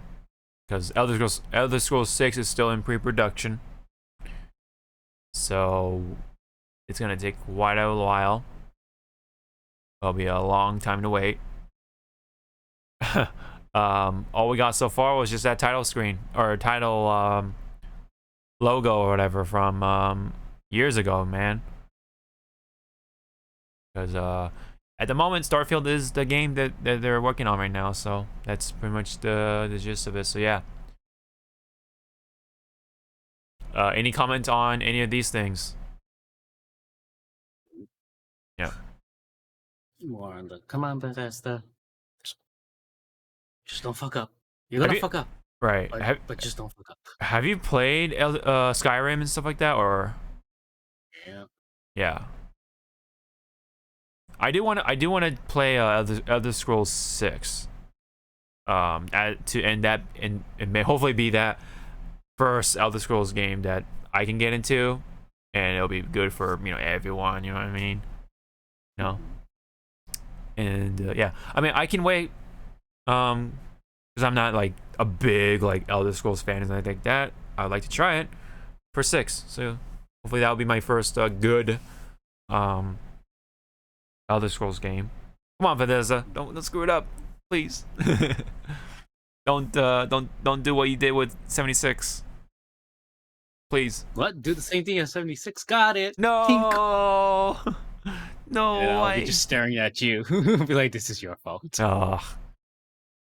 You had to say something. Right. Had to give him the idea. That's how it works, right? Yeah. But for now, hopefully, what is it? Starfield will be the thing to sort of itch that, that Bethesda game. All right. Capcom Showcase, another showcase to go through.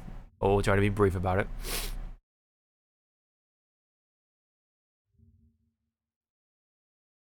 So this one was more or less, I think this was like a lot of recaps, right, of what was already like announced. So not even like it was like nothing new for like Street Fighter 6 and stuff like that.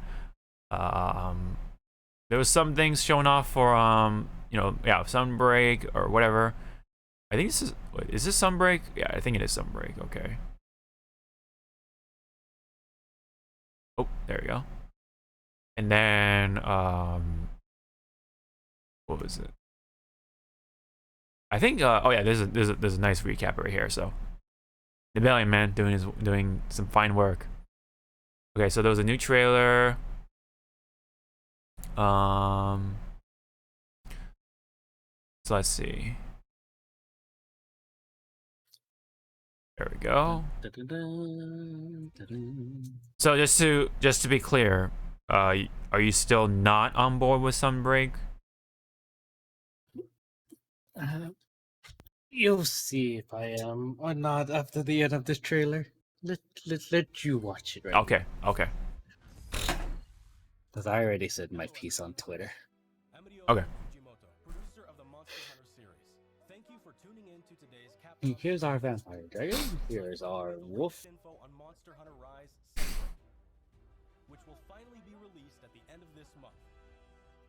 To kick things off, we've got a brand new trailer to show you. Let's take a look.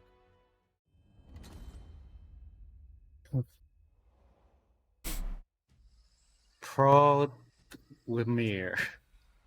Huh. Okay.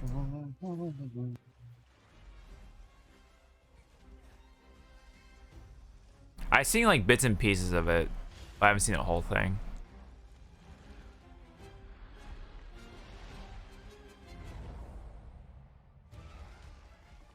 What's this guy? He is from Frontier, the MMO version of Monster Hunter, which to me, as a Monster Hunter player, I acknowledge it, but I don't count it as part of the time. The main. Oh my Monster Hunter. God, a crab. Yeah, these are old. Yeah. These two? Yep. Is this just me or the live stream was like really crappy? Yes. Okay. The frame rate is like all over the place. Yeah, there's the spider, right? And then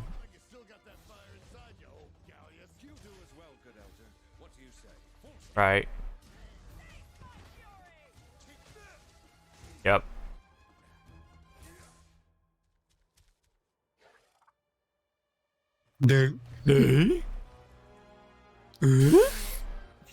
Course.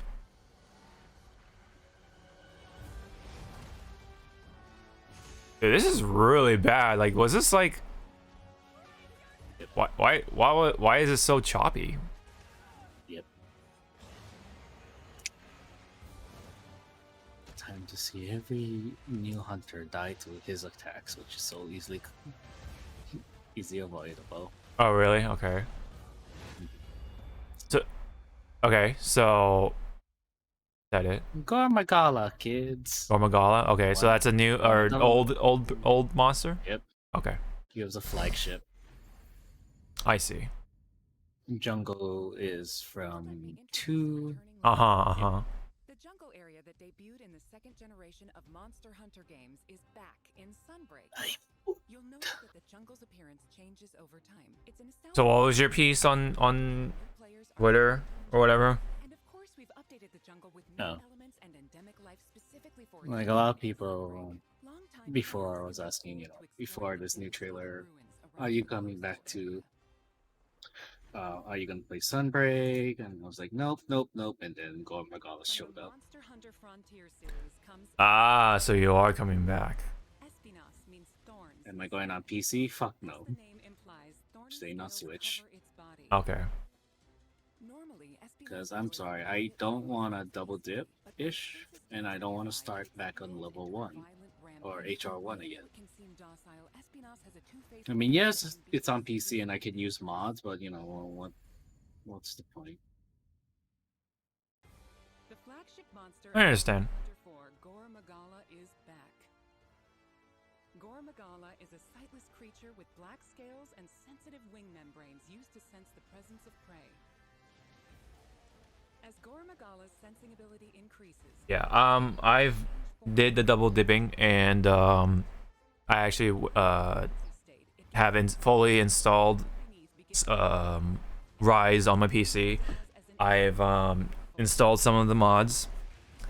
Just so far, I just installed just the basic one. It's called the RE framework, and that's like required for most of the mods anyway.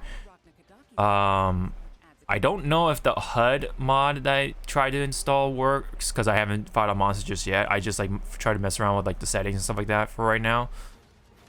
What kind of sucks is that I think it's either my cable or something like that, or just my TV. It can't run 1440p at 60 hertz. It can only run at 30 hertz. So it's like, ugh, what the fuck. So if I wanted to get at 60 hertz, I have to play on my monitor, which is a little smaller. But I do prefer to play on my, big screen, for most of my games. So I just probably have to bite the bullet and just play it at 1080p instead. So that's pretty much the end result of it. But otherwise, it runs so far just fine. Although I have to play it, but. I do like the 60 frames though. So far it does feel really good. A free demo for Monster Hunter Rise Sunbreak is coming to both. So I'll take the modding route, do whatever it takes to catch up to the content, and then play Sunbreak on my PC.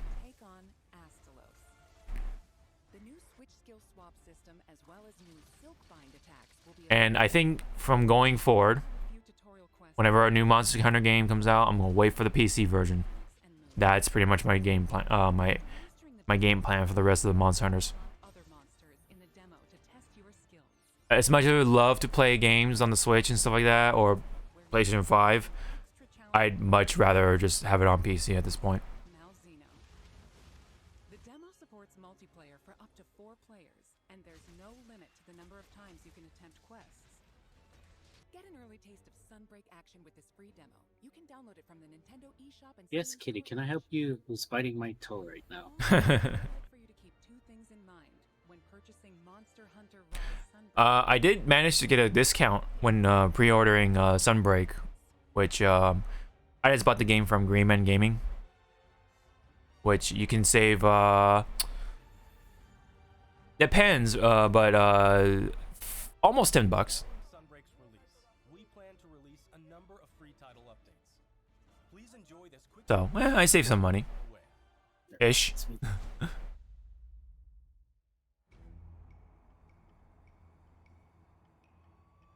The only thing that kind of sucks is that I don't have my Akuma costume in Monster Hunter Rise PC. I have to do that again.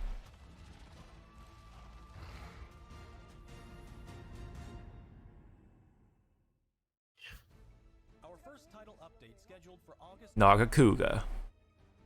Will add loosened So Nagakuga. I'm mostly on board with Sunbreak. I've already This month, put down my money for it, so first that's that. free title update to come to Sunbreak post-launch. And yeah, I'll play on my PC. So that's pretty much that.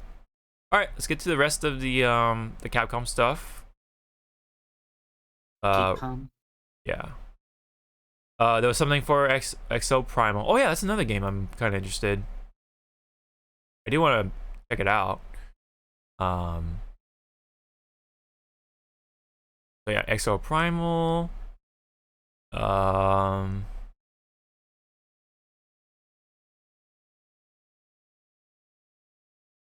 me see.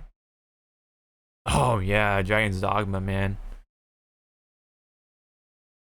Hopefully they'll announce Dragon's Dogma 2 at some point. They did. Wow, this stuff is happening. They already did. They already did? It's in development. Yep, it's in development right now. But where did it say that? I thought they didn't. Was it in the stream? It was during. Oh no, today. During the Oh, it was Capcom. today. Oh. Yeah. Type in. Just type in Dragon's Dogma Let's see. 2 somewhere.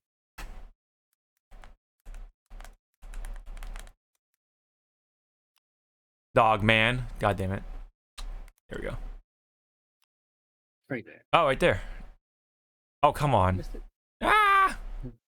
Go back. The typo. There you go. The typo got us the result. Wow. Okay. Oh, there's a stream today. Okay. So. Yeah, Wow. just about finished. And then the shirt. Oh, wait, no, don't push it. What? Right. Check out something on the Switch. Oh, so that's how I can do it. Okay. I get paid tomorrow. Put in the So what's going on? seeing how much the the Monster Hunter Rise is on the Switch. How much is the upgrade on the Switch? Is it $40? It's at 40. Oh, okay. Yeah, same thing for PC. So, I only had to pay $29.99 because yeah. Anyway, oh wow, so Dragon's Dogma 2 confirmed. All right, that's awesome. I love that game. Can't wait to can't wait for this game to come out then. Jeez. But all we got was just a T-shirt. It's funny. No title screen. No. Oh, okay, never mind. We did have a title screen, I guess. All right, cool. We got number 2. We did get 2 after all. Yay. All right, anyway. There's some updates for Village, I guess. Oh yeah, first look at DLC. Oh yeah, it was that girl from the ending for Village. That's right. Village. Yeah, Village. And there's Mercenaries, which I'm sure Steve will play. Village is now in third-person mode. Oh wow, that's actually pretty neat. Reverse, right? Yep. Oh yeah, and I saw these screenshots. People are falling for Leon. For Leon. Yeah, Leon. And then there's Ada. Oops. Ah, there we go. And then yeah, that's Ada for sure. Yep, there's more Leon. Blah blah blah. And yep, I guess that's pretty much it.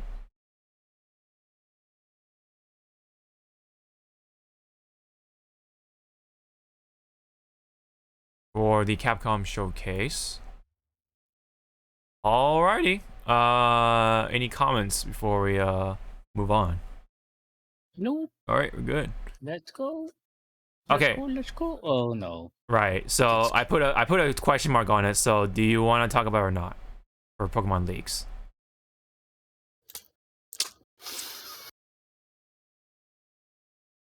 Sure. Sure? I'll just.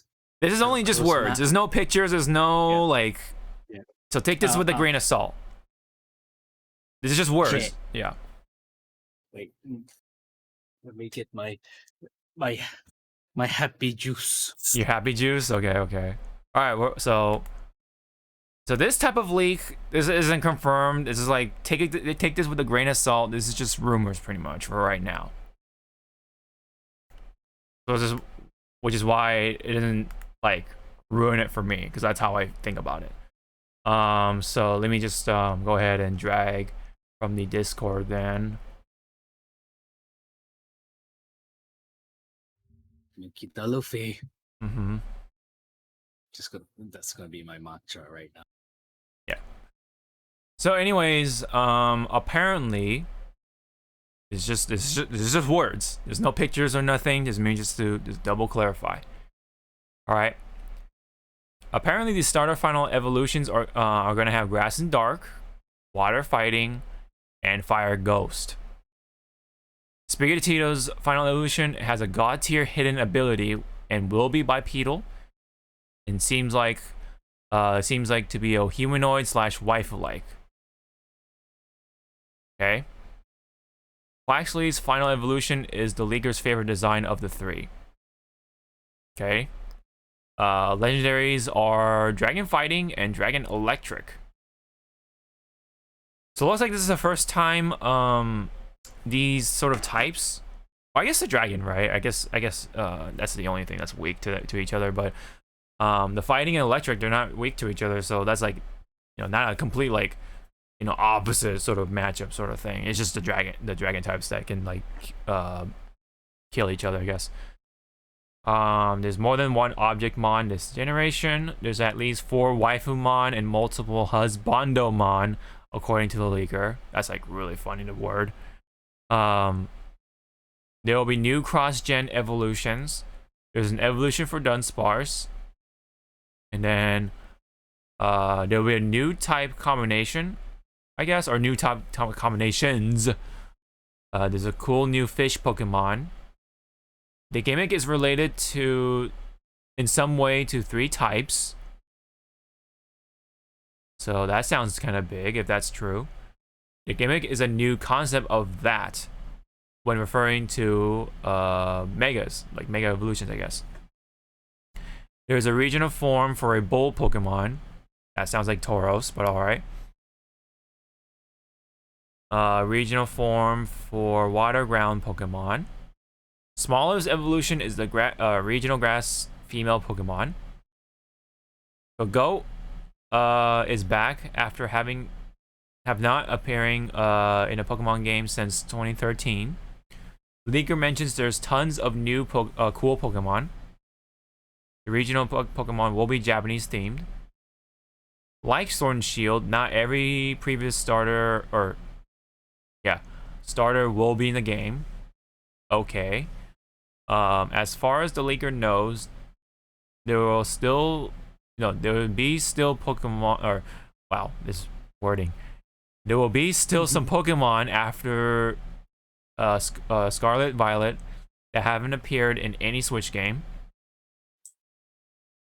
Lechong's evolution will be female looking but ugly, something like Purgly. It's been hinted that the Legendaries have 5 forms. The legends are rideable in some way. Okay, that's like a given.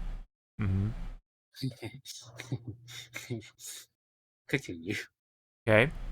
Information marked with asterisk was revealed via a riddle and hasn't been explicitly stated yet by the leaker, so it could be wrong or slightly wrong. Also note, we tried to use the same terms used by the leaker when referring to designs. Example given, waifu, husbando, and object bond. So the message isn't distorted by us. It's not that we chose those words to describe the Pokemon. So that's pretty much it, I believe. Yeah, so I guess there's just speculations of what the Sprigatito's evolution could be, but that's the gist of it. So yeah. Anything you wanted to comment on? Can't wait to ride these legendaries, huh?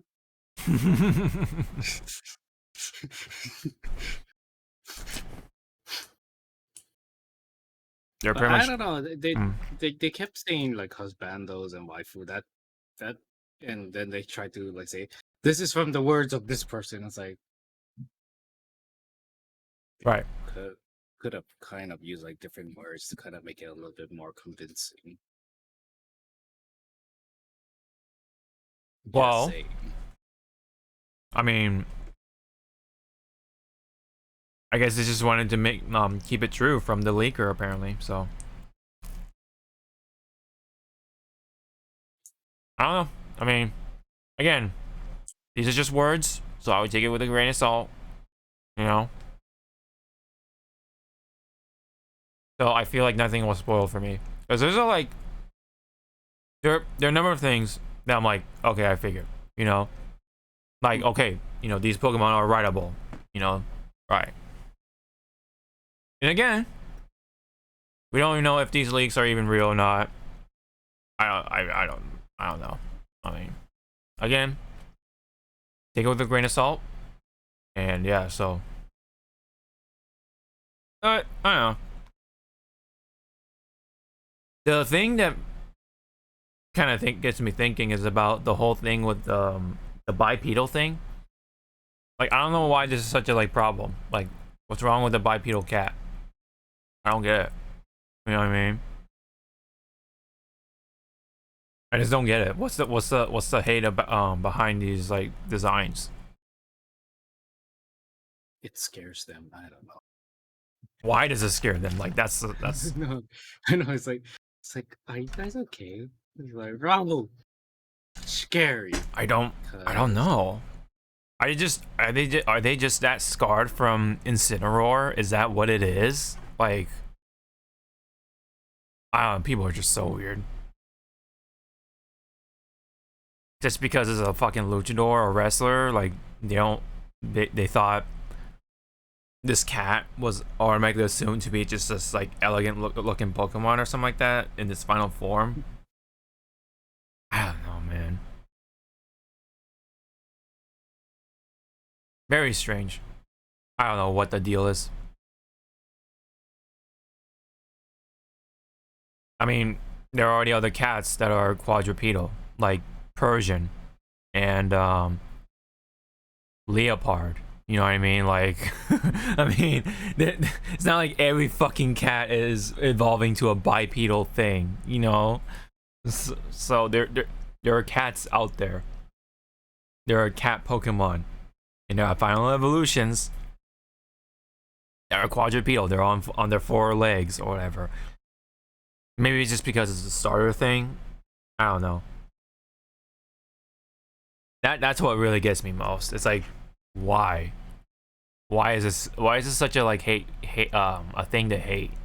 I didn't even know that was a thing again until Scarlet Violet was revealed. Like in the replies, like they're all like, oh, hopefully Sprigatito is quadrupedal or is not bipedal or whatever. It's like, I'm like, what? And then like yeah, and like I said, I didn't even know people hated Incineroar. I thought, you know, I thought people liked them, and especially having him in Smash and stuff like that. Like I thought he was popular or whatever. So I don't get it. I don't know. I definitely don't get it. I do not understand why the hate is even a thing. I don't know. I guess those people can't fap to a bipedal feature. I don't know why. Like, why is that? Why? You know what I mean? Like, why do their minds have to resort to that? Even.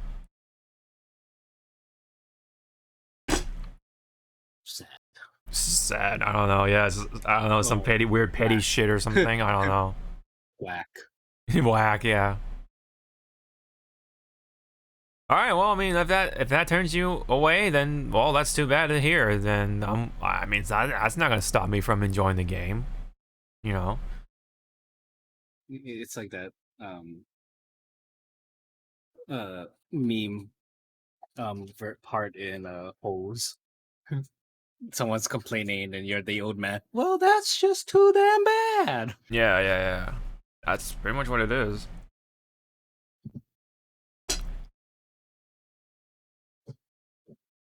Weird. People are weird. That's all I can say.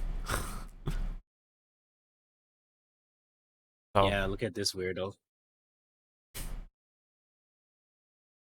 As he can't even point to the right direction. Nope. Not gonna try. Just point everywhere. I mean, yeah, we're all weird, sure, but there are people weirder than others. Definitely. Anywho, that's the story on that one. So, any other comment you want to say before we move on? Nope. All right. Get it on. All right. A couple other things. So, Rambo Fantasy Relink, which was supposed to be that like action game that was initially developed by Platinum, but I guess something happened in development where side games didn't like it, so they just took it to their own hands. It's kind of like what happened with Prime 4 with Namco Bandai or something like that, or something happened. So that's why Nintendo moved the project to Retro Studios, I believe they're called. Which, yeah, they developed the other Prime games. What do you know? So that's what I think. That's what happened here. Again, please correct me if I'm wrong, but maybe Platinum just like initialized the concept, and then side games like, okay, we'll take it from here. You know, maybe. But there was a trailer for it, but then there was news behind that where they're gonna delay it further to next year, which kind of sucks. Let me rewind the video a bit.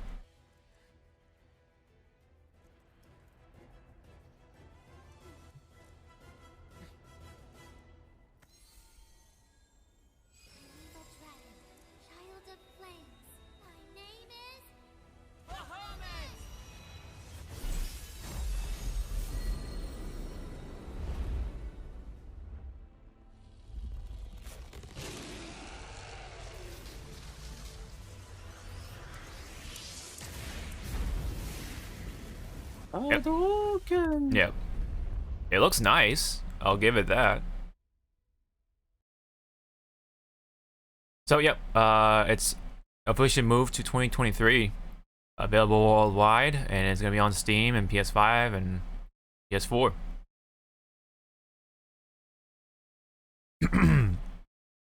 So,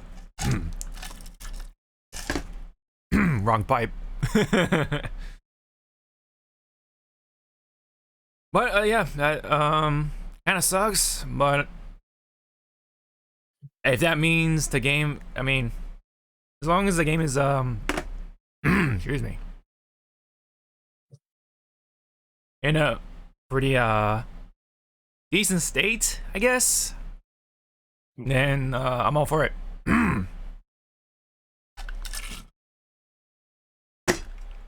Wow, it definitely went into the wrong pipe. He's dying, everyone. Don't worry. Yeah, I'm dying from Grand Blue. You drink that Grand Blue. Okay, that sounds like a drink. Well, there's a blue. Well, there actually does, yeah. There's the blue Hawaiian or whatever, Hawaiian blue. That's super popular in Japan. Funny enough. But yeah, pretty much. I mean, it sucks that it gets delayed, but yeah, as long as it turns out good, I can wait. There's a couple other games I can occupy myself with.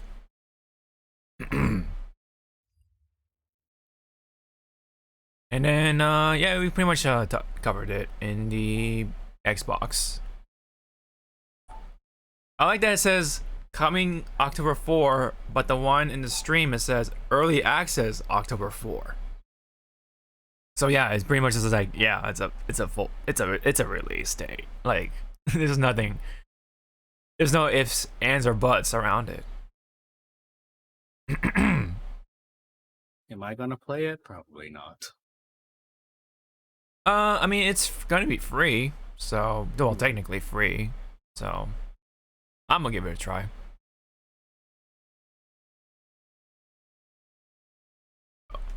That's my 2 cents on it. And I don't think I'm gonna be spending money on it, definitely. Like I have in the past for this game. I know we've all had our days with Overwatch spending money on it, because that was like the first time loot boxes were popularized on consoles.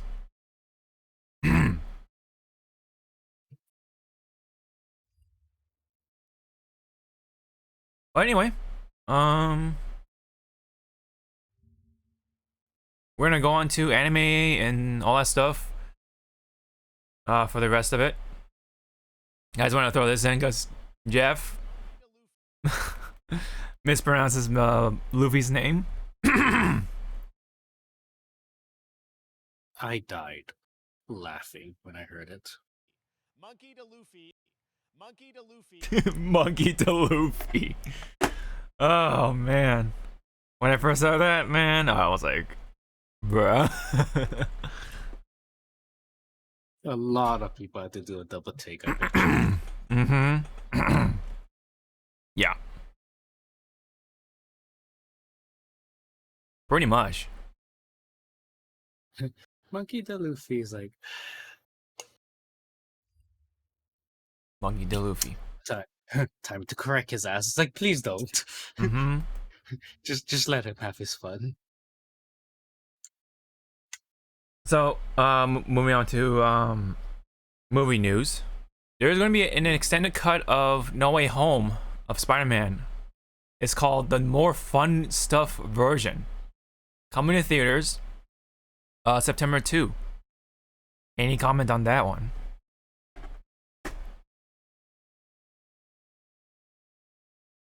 It's pretty much a DLC, isn't it? Mm-hmm. That's what I said on Twitter, man. This feels like a DLC thing. Especially the fact that they don't even have an extended version on the Blu-rays right now. It's just a regular movie. I don't think they even have the deleted scenes. So they're really milking for those theater tickets. Those ticket sales. And people are gonna watch it. I think that's pretty much what's gonna happen, man. Mm-hmm. So they're just gonna keep doing this. was like, ugh. It's like, why? It's like, why, Lord? The enhanced version now coming to theaters. It's like, again? Okay. So you're telling me that I have to spend more money just to get the full, like the fullest experience of No Way Home? Yes. Yeah. Pretty much, And right? Then you're like, damn. Yeah. It's gonna just kickstart a trend at this point. I hate it. I do. I'm gonna hate it, man. But that's just what companies do, I guess, nowadays. They just want to make more money. Dying on the inside here. No.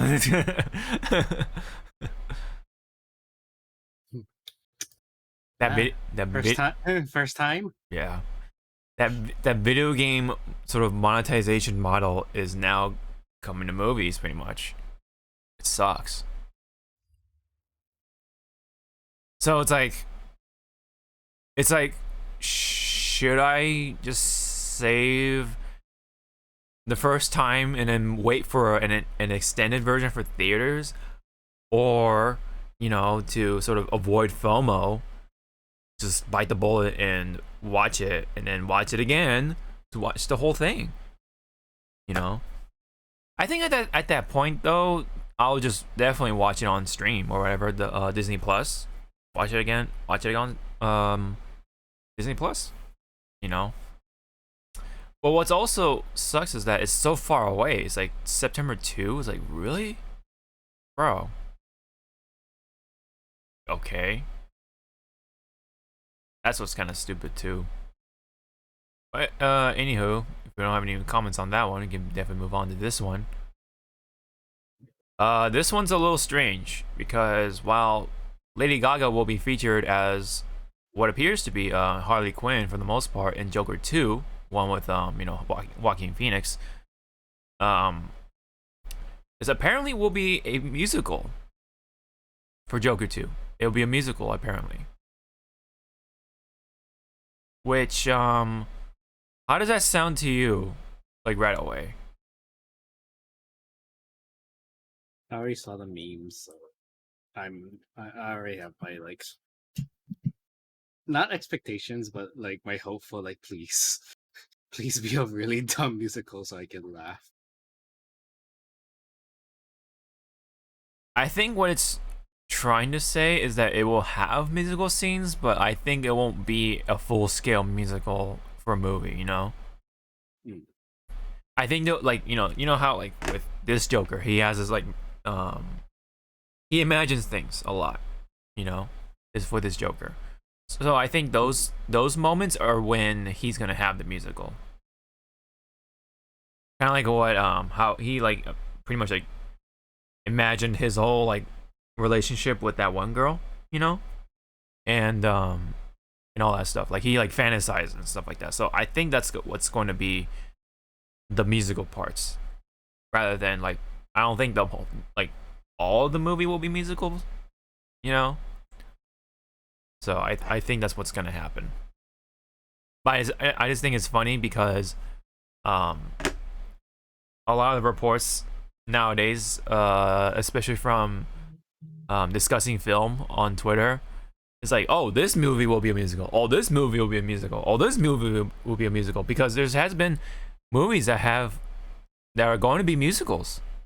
So it's like this weird, like, coincidence or whatever that a lot of these movies are musicals. So I guess there's a meme going on, like a mini, like a niche meme within it, that, oh, will this be a musical? Oh, will that be a musical? You know, so I know that, like, I know there's some sort of, like, Bugs Bunny special on HBO Max that's coming up, and that's gonna have musical stuff in there. So that's why it, like, drives that meme further. Like, oh, will this be a musical? Oh, will that be a musical? You know. So I think it's weird.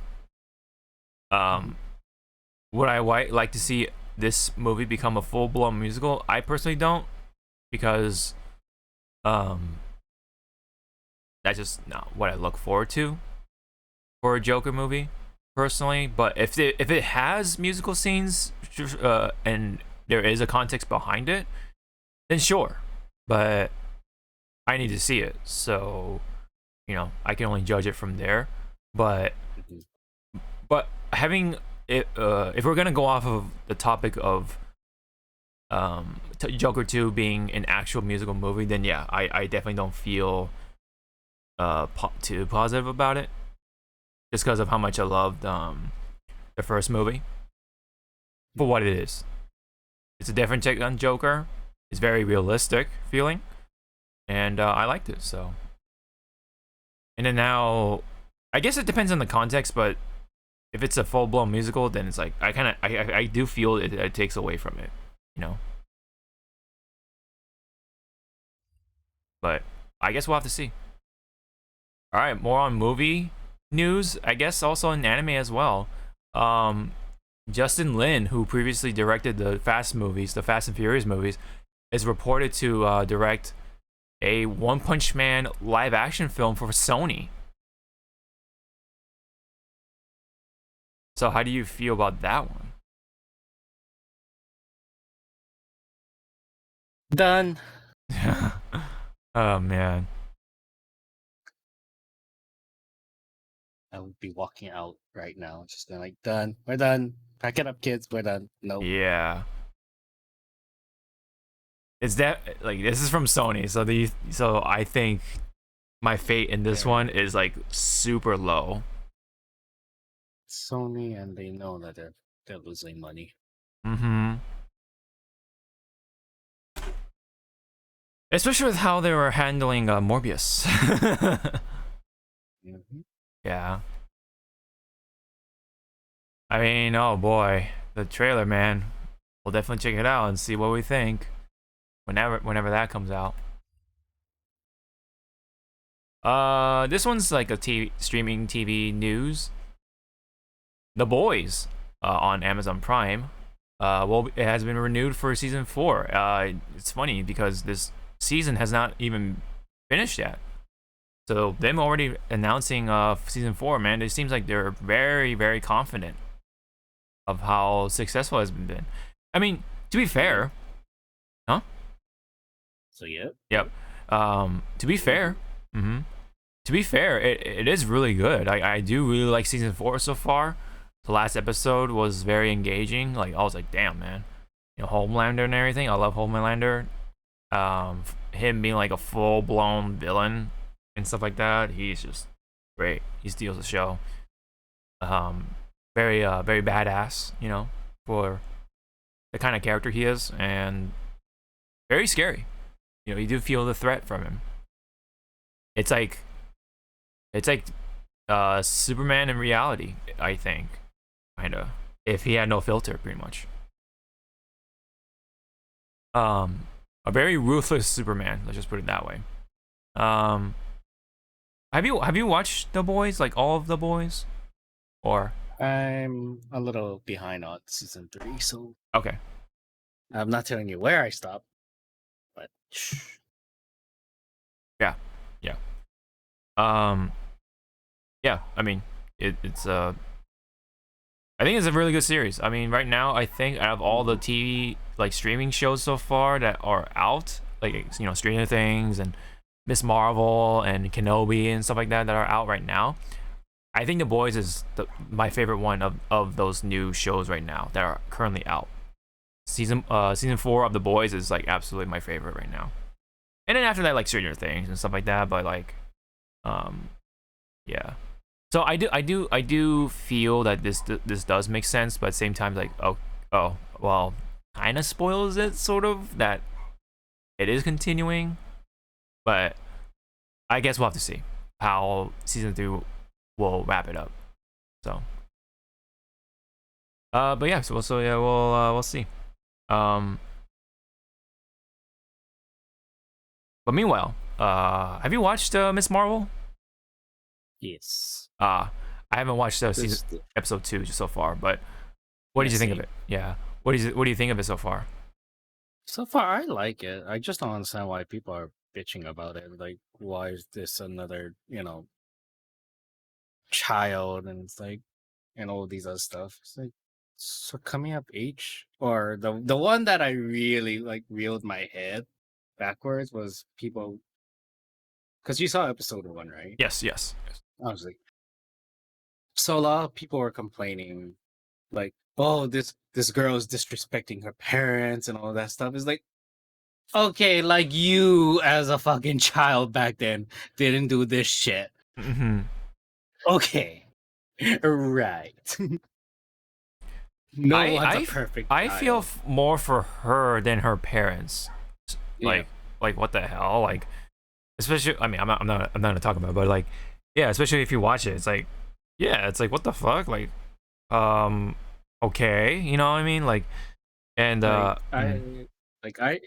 some of those scenes with the family is like, holy shit, that's me. Mm-hmm. I had to go through that. Right. Mom. Thankfully, I didn't. Auntie, uncle, or grandpa, I'm gonna go to a friend's party. Why? Who's going? Oh yeah. Tell us. It's like, yeah, like that. The helicopter. It's like the helicopter parent sort of mentality. Yeah. It's like that 20 questions to just get a yes. It's like, I'm going to a party. Why? Because my friend's gonna be there. Who? Why? Yeah, like, I know. It's like, who? Like, you gotta list like the right combination of names to yeah, unlock the yes. And it's like, yeah. and then that famous one is like, after you gave your piece, go ask your mom, go ask your dad. Go up to them, tell them again, okay, go ask your mom or dad. It's like, Jesus fucking Christ. Mm-hmm. The sneaking out part, I was like, yeah. Your plan is kind of like long-winded, but that when you were at that age, you thought like that, pretty much. Your imagination does run wild. Yeah. That's what I can understand from being a kid and growing up and stuff like that. I was definitely like that too with the imagination stuff. I was blaming myself getting distracted in school by that stuff, and my grades weren't the best. So I can relate to that part for sure. So I do like it so far. I think it has a good start. I think what I've seen when it comes to complaints is the powers that we've seen in the trailers. So yeah, like, it's cosmic based. It's not her actually stretching or whatever. Well, it's because also, if they want to go comic book accurate, she's a what are they called? Not a mutant, but oh god, I forgot what she was called. It's been that long. Metahuman or yeah, not metahuman. So what was it? It's like, it was from Agent of Shield. oh, okay, never mind. I thought you were just like, okay. Yeah, like it was like what they were called. I don't know, but and then it's also like she's pretty much Mr. Fantastic. On a ground sense, she's pretty much Mr. Fantastic. So you cannot, at this point in time, have like two different people with the same powers. Yeah. You gotta spice it up a bit. Yeah. And then the bracelet that she used to, I guess, show off her powers reminds me of the rings from Shang-Chi. So I'm hoping that there's a correlation. Yeah, with Shang-Chi and Doctor Strange as well, right? Since it's now dealing with. That's why I'm hoping at the end of the series, Wong just shows up and going like, "Hey." Yeah, I feel like Wong. Come here. Yeah, I feel like Wong is the new almost like a what's his name? Nick Fury, kind of like Nick Fury, like assembling the new Avengers, almost. I was gonna say Wong is for now, our Stan Lee. Kinda, yeah. As well. Yeah. I just want to see. I want to see more Wong. Give us more of him. Mm-hmm.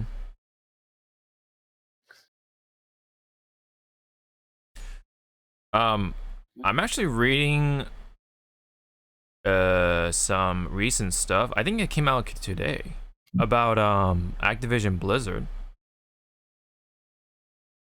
Yeah, oh shit, this was 1:30 today from Kotaku. Apparently Activision Blizzard clears itself of any wrongdoing. So is that it? There's no like court case or whatever? There's gotta be more than that. Jesus Christ, dude. I hope that's not it.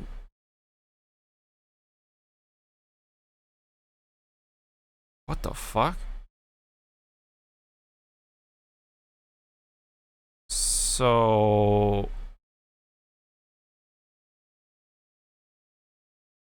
what the fuck? Lord have mercy. Right? Like, the hell? What the? I'm like, yeah. I'm hold on. I'm looking through all this stuff.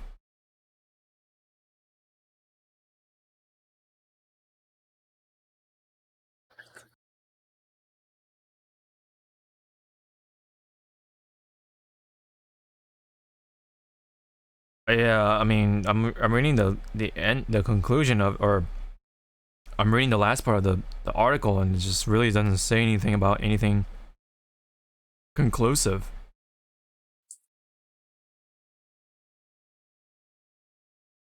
Ooh boy.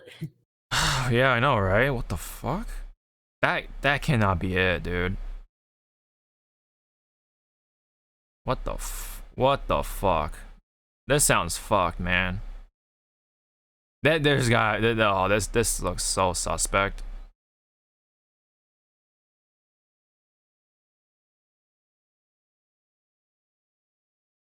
Like, if that's really it, that sucks for everyone else.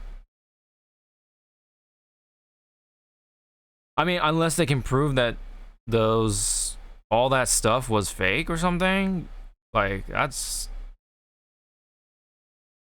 what the fuck? I'm sorry, guys. Like, it's just what the fuck. I'm so like, I am so confused. Ooh boy. So does that mean like Bobby Kotick is still like in it? Like he's not gonna retire at all then?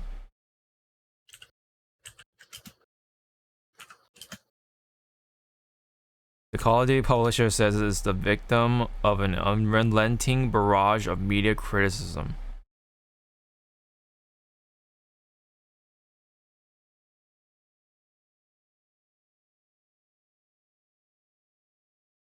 Yeah, in the very first like paragraph, the end of it, or the last sentence or whatever of that first paragraph, it says led by a oh no, sorry.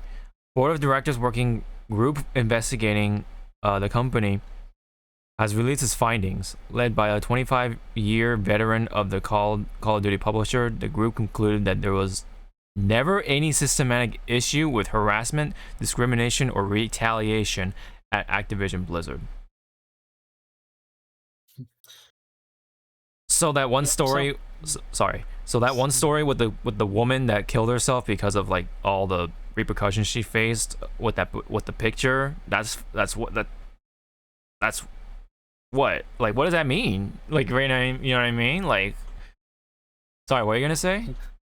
Someone's lying. I hope so. Ooh boy. Jeez Louise. Well, I mean, there's gotta be more to it later on then. Like, there's probably gonna be some updates, I can guarantee you that. Anyway, let's get back on track. So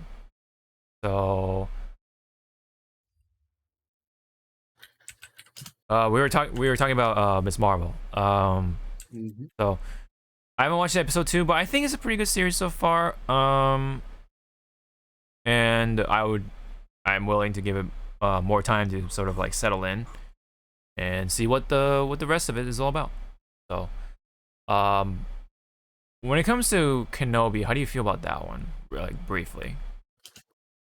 I haven't watched the newest one. Okay. Yet, so... Okay. But at the moment, I'm enjoying it.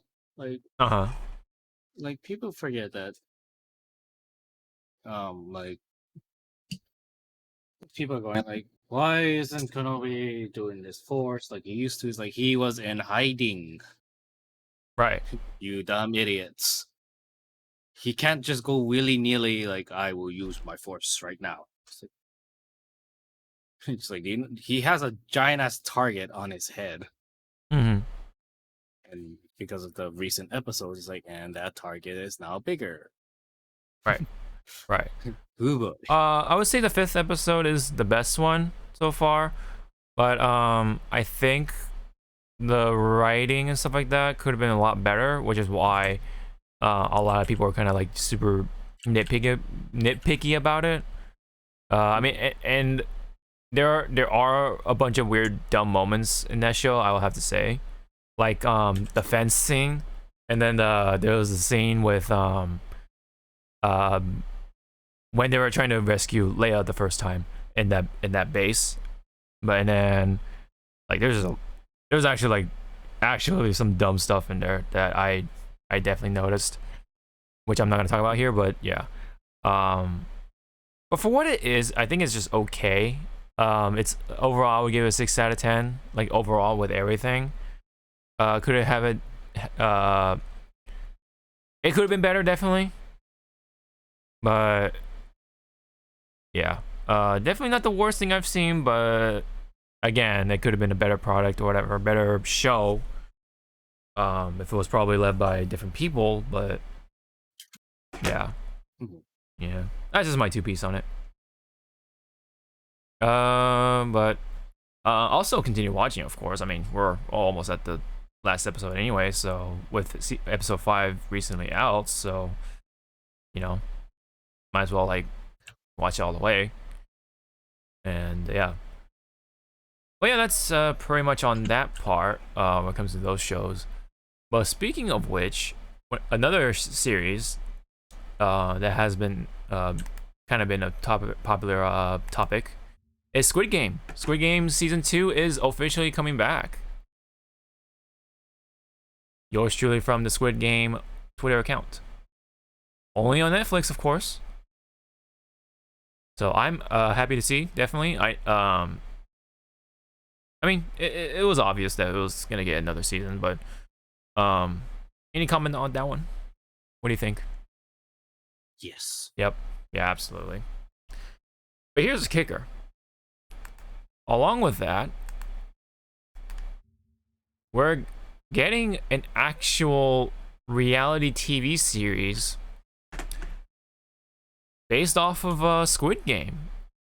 So what's gonna happen is that I guess they'll have 456 players competing, and the prize money will be $4.56 million.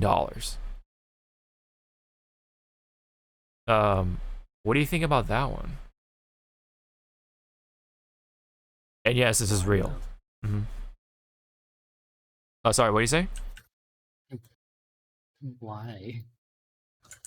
Yeah, are we gonna actually see people killing each other? No, but I mean, okay, definitely not that far, but like, I know, but still, I'm like, okay, you want to make an actual reality TV show based on Squid Games? Make it real. They have to sign the waiver and all that jazz. I think it's just what? Too much. Okay, well then it's not. I think it's just so ironic that because Squid Game is supposed to, the point of it is that they're making fun of like capitalism and how you know how they're just playing around with poor people for their entertainment needs, Now it's actually happening. Like here, it's like, well, why do you think they're doing this? It's like, oh, they're doing it for to entertain, you know, everyone else, and especially the executives or whatever, the people who are rich and stuff like that, and people who want money, obviously, or who really are desperate for it, seems like, are going to be signing up for this show.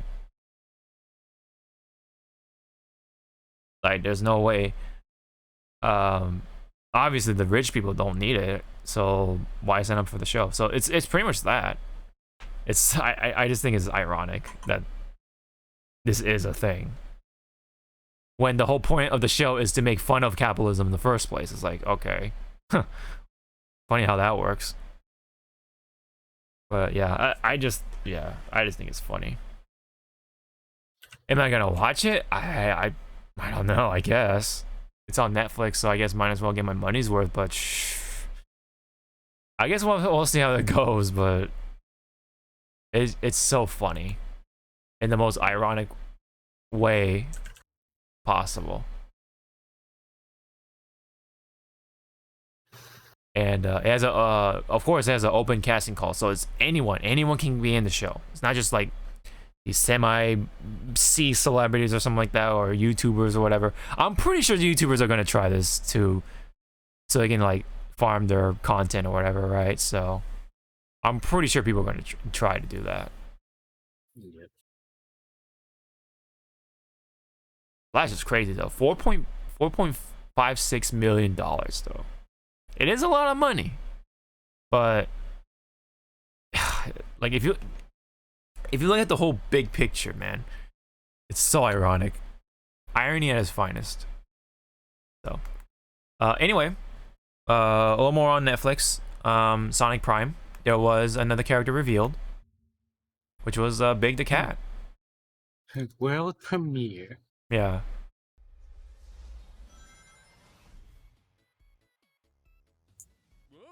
Now, is he gonna have his dumb voice? He kind of, yeah. It pretty much is Big. Oh no, Sonic!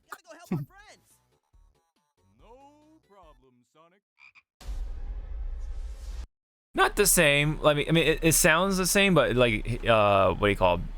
Big is supposed to like talk a little slower to like really emphasize his character and stuff like that, but it's like a little more normal, but whatever.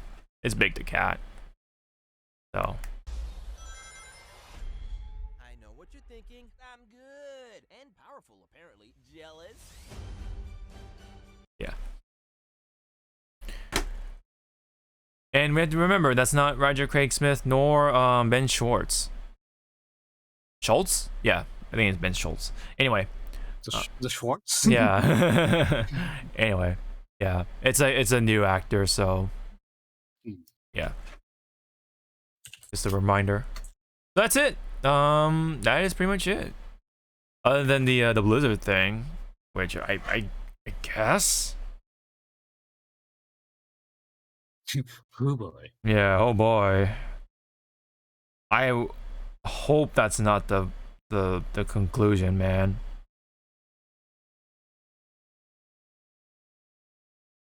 I really do hope that's not the conclusion. But I guess we'll have to wait and see for any updates on the story. I hope it's just a hoax, man. I really do hope it's a hoax. And maybe someone just jumped the gun or something like that at Kotaku or something like that. Because I'm only seeing Kotaku talking about it, so maybe it's just Kotaku being Kotaku, and it might have been like a misinterpretation or something like that. But if like more and more outlets report it, then I guess that's official. But yeah, again, I hate to see it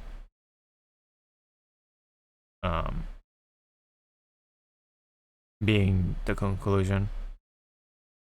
Oh, meanwhile though, sorry. Meanwhile, Dragon's Dogma will be using the RE engine. Yeah, right, cool.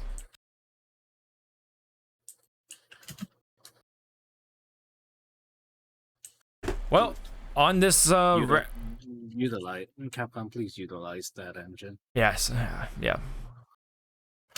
On this rather strange note, we'll wrap up the show. Pretty big. A lot of things happened. And then things are happening even now. So funny how that works. So anyways, that's all we got for this wonderful episode of the Hypecast 192. Thank you very much for tuning in. It's been fun as always, and we really appreciate it. So don't forget to like and subscribe and all that fun stuff. We would really appreciate that.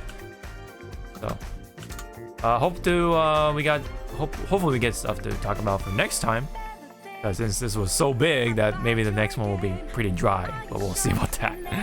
So, but until then, we'll see you all in the next video. Bye bye.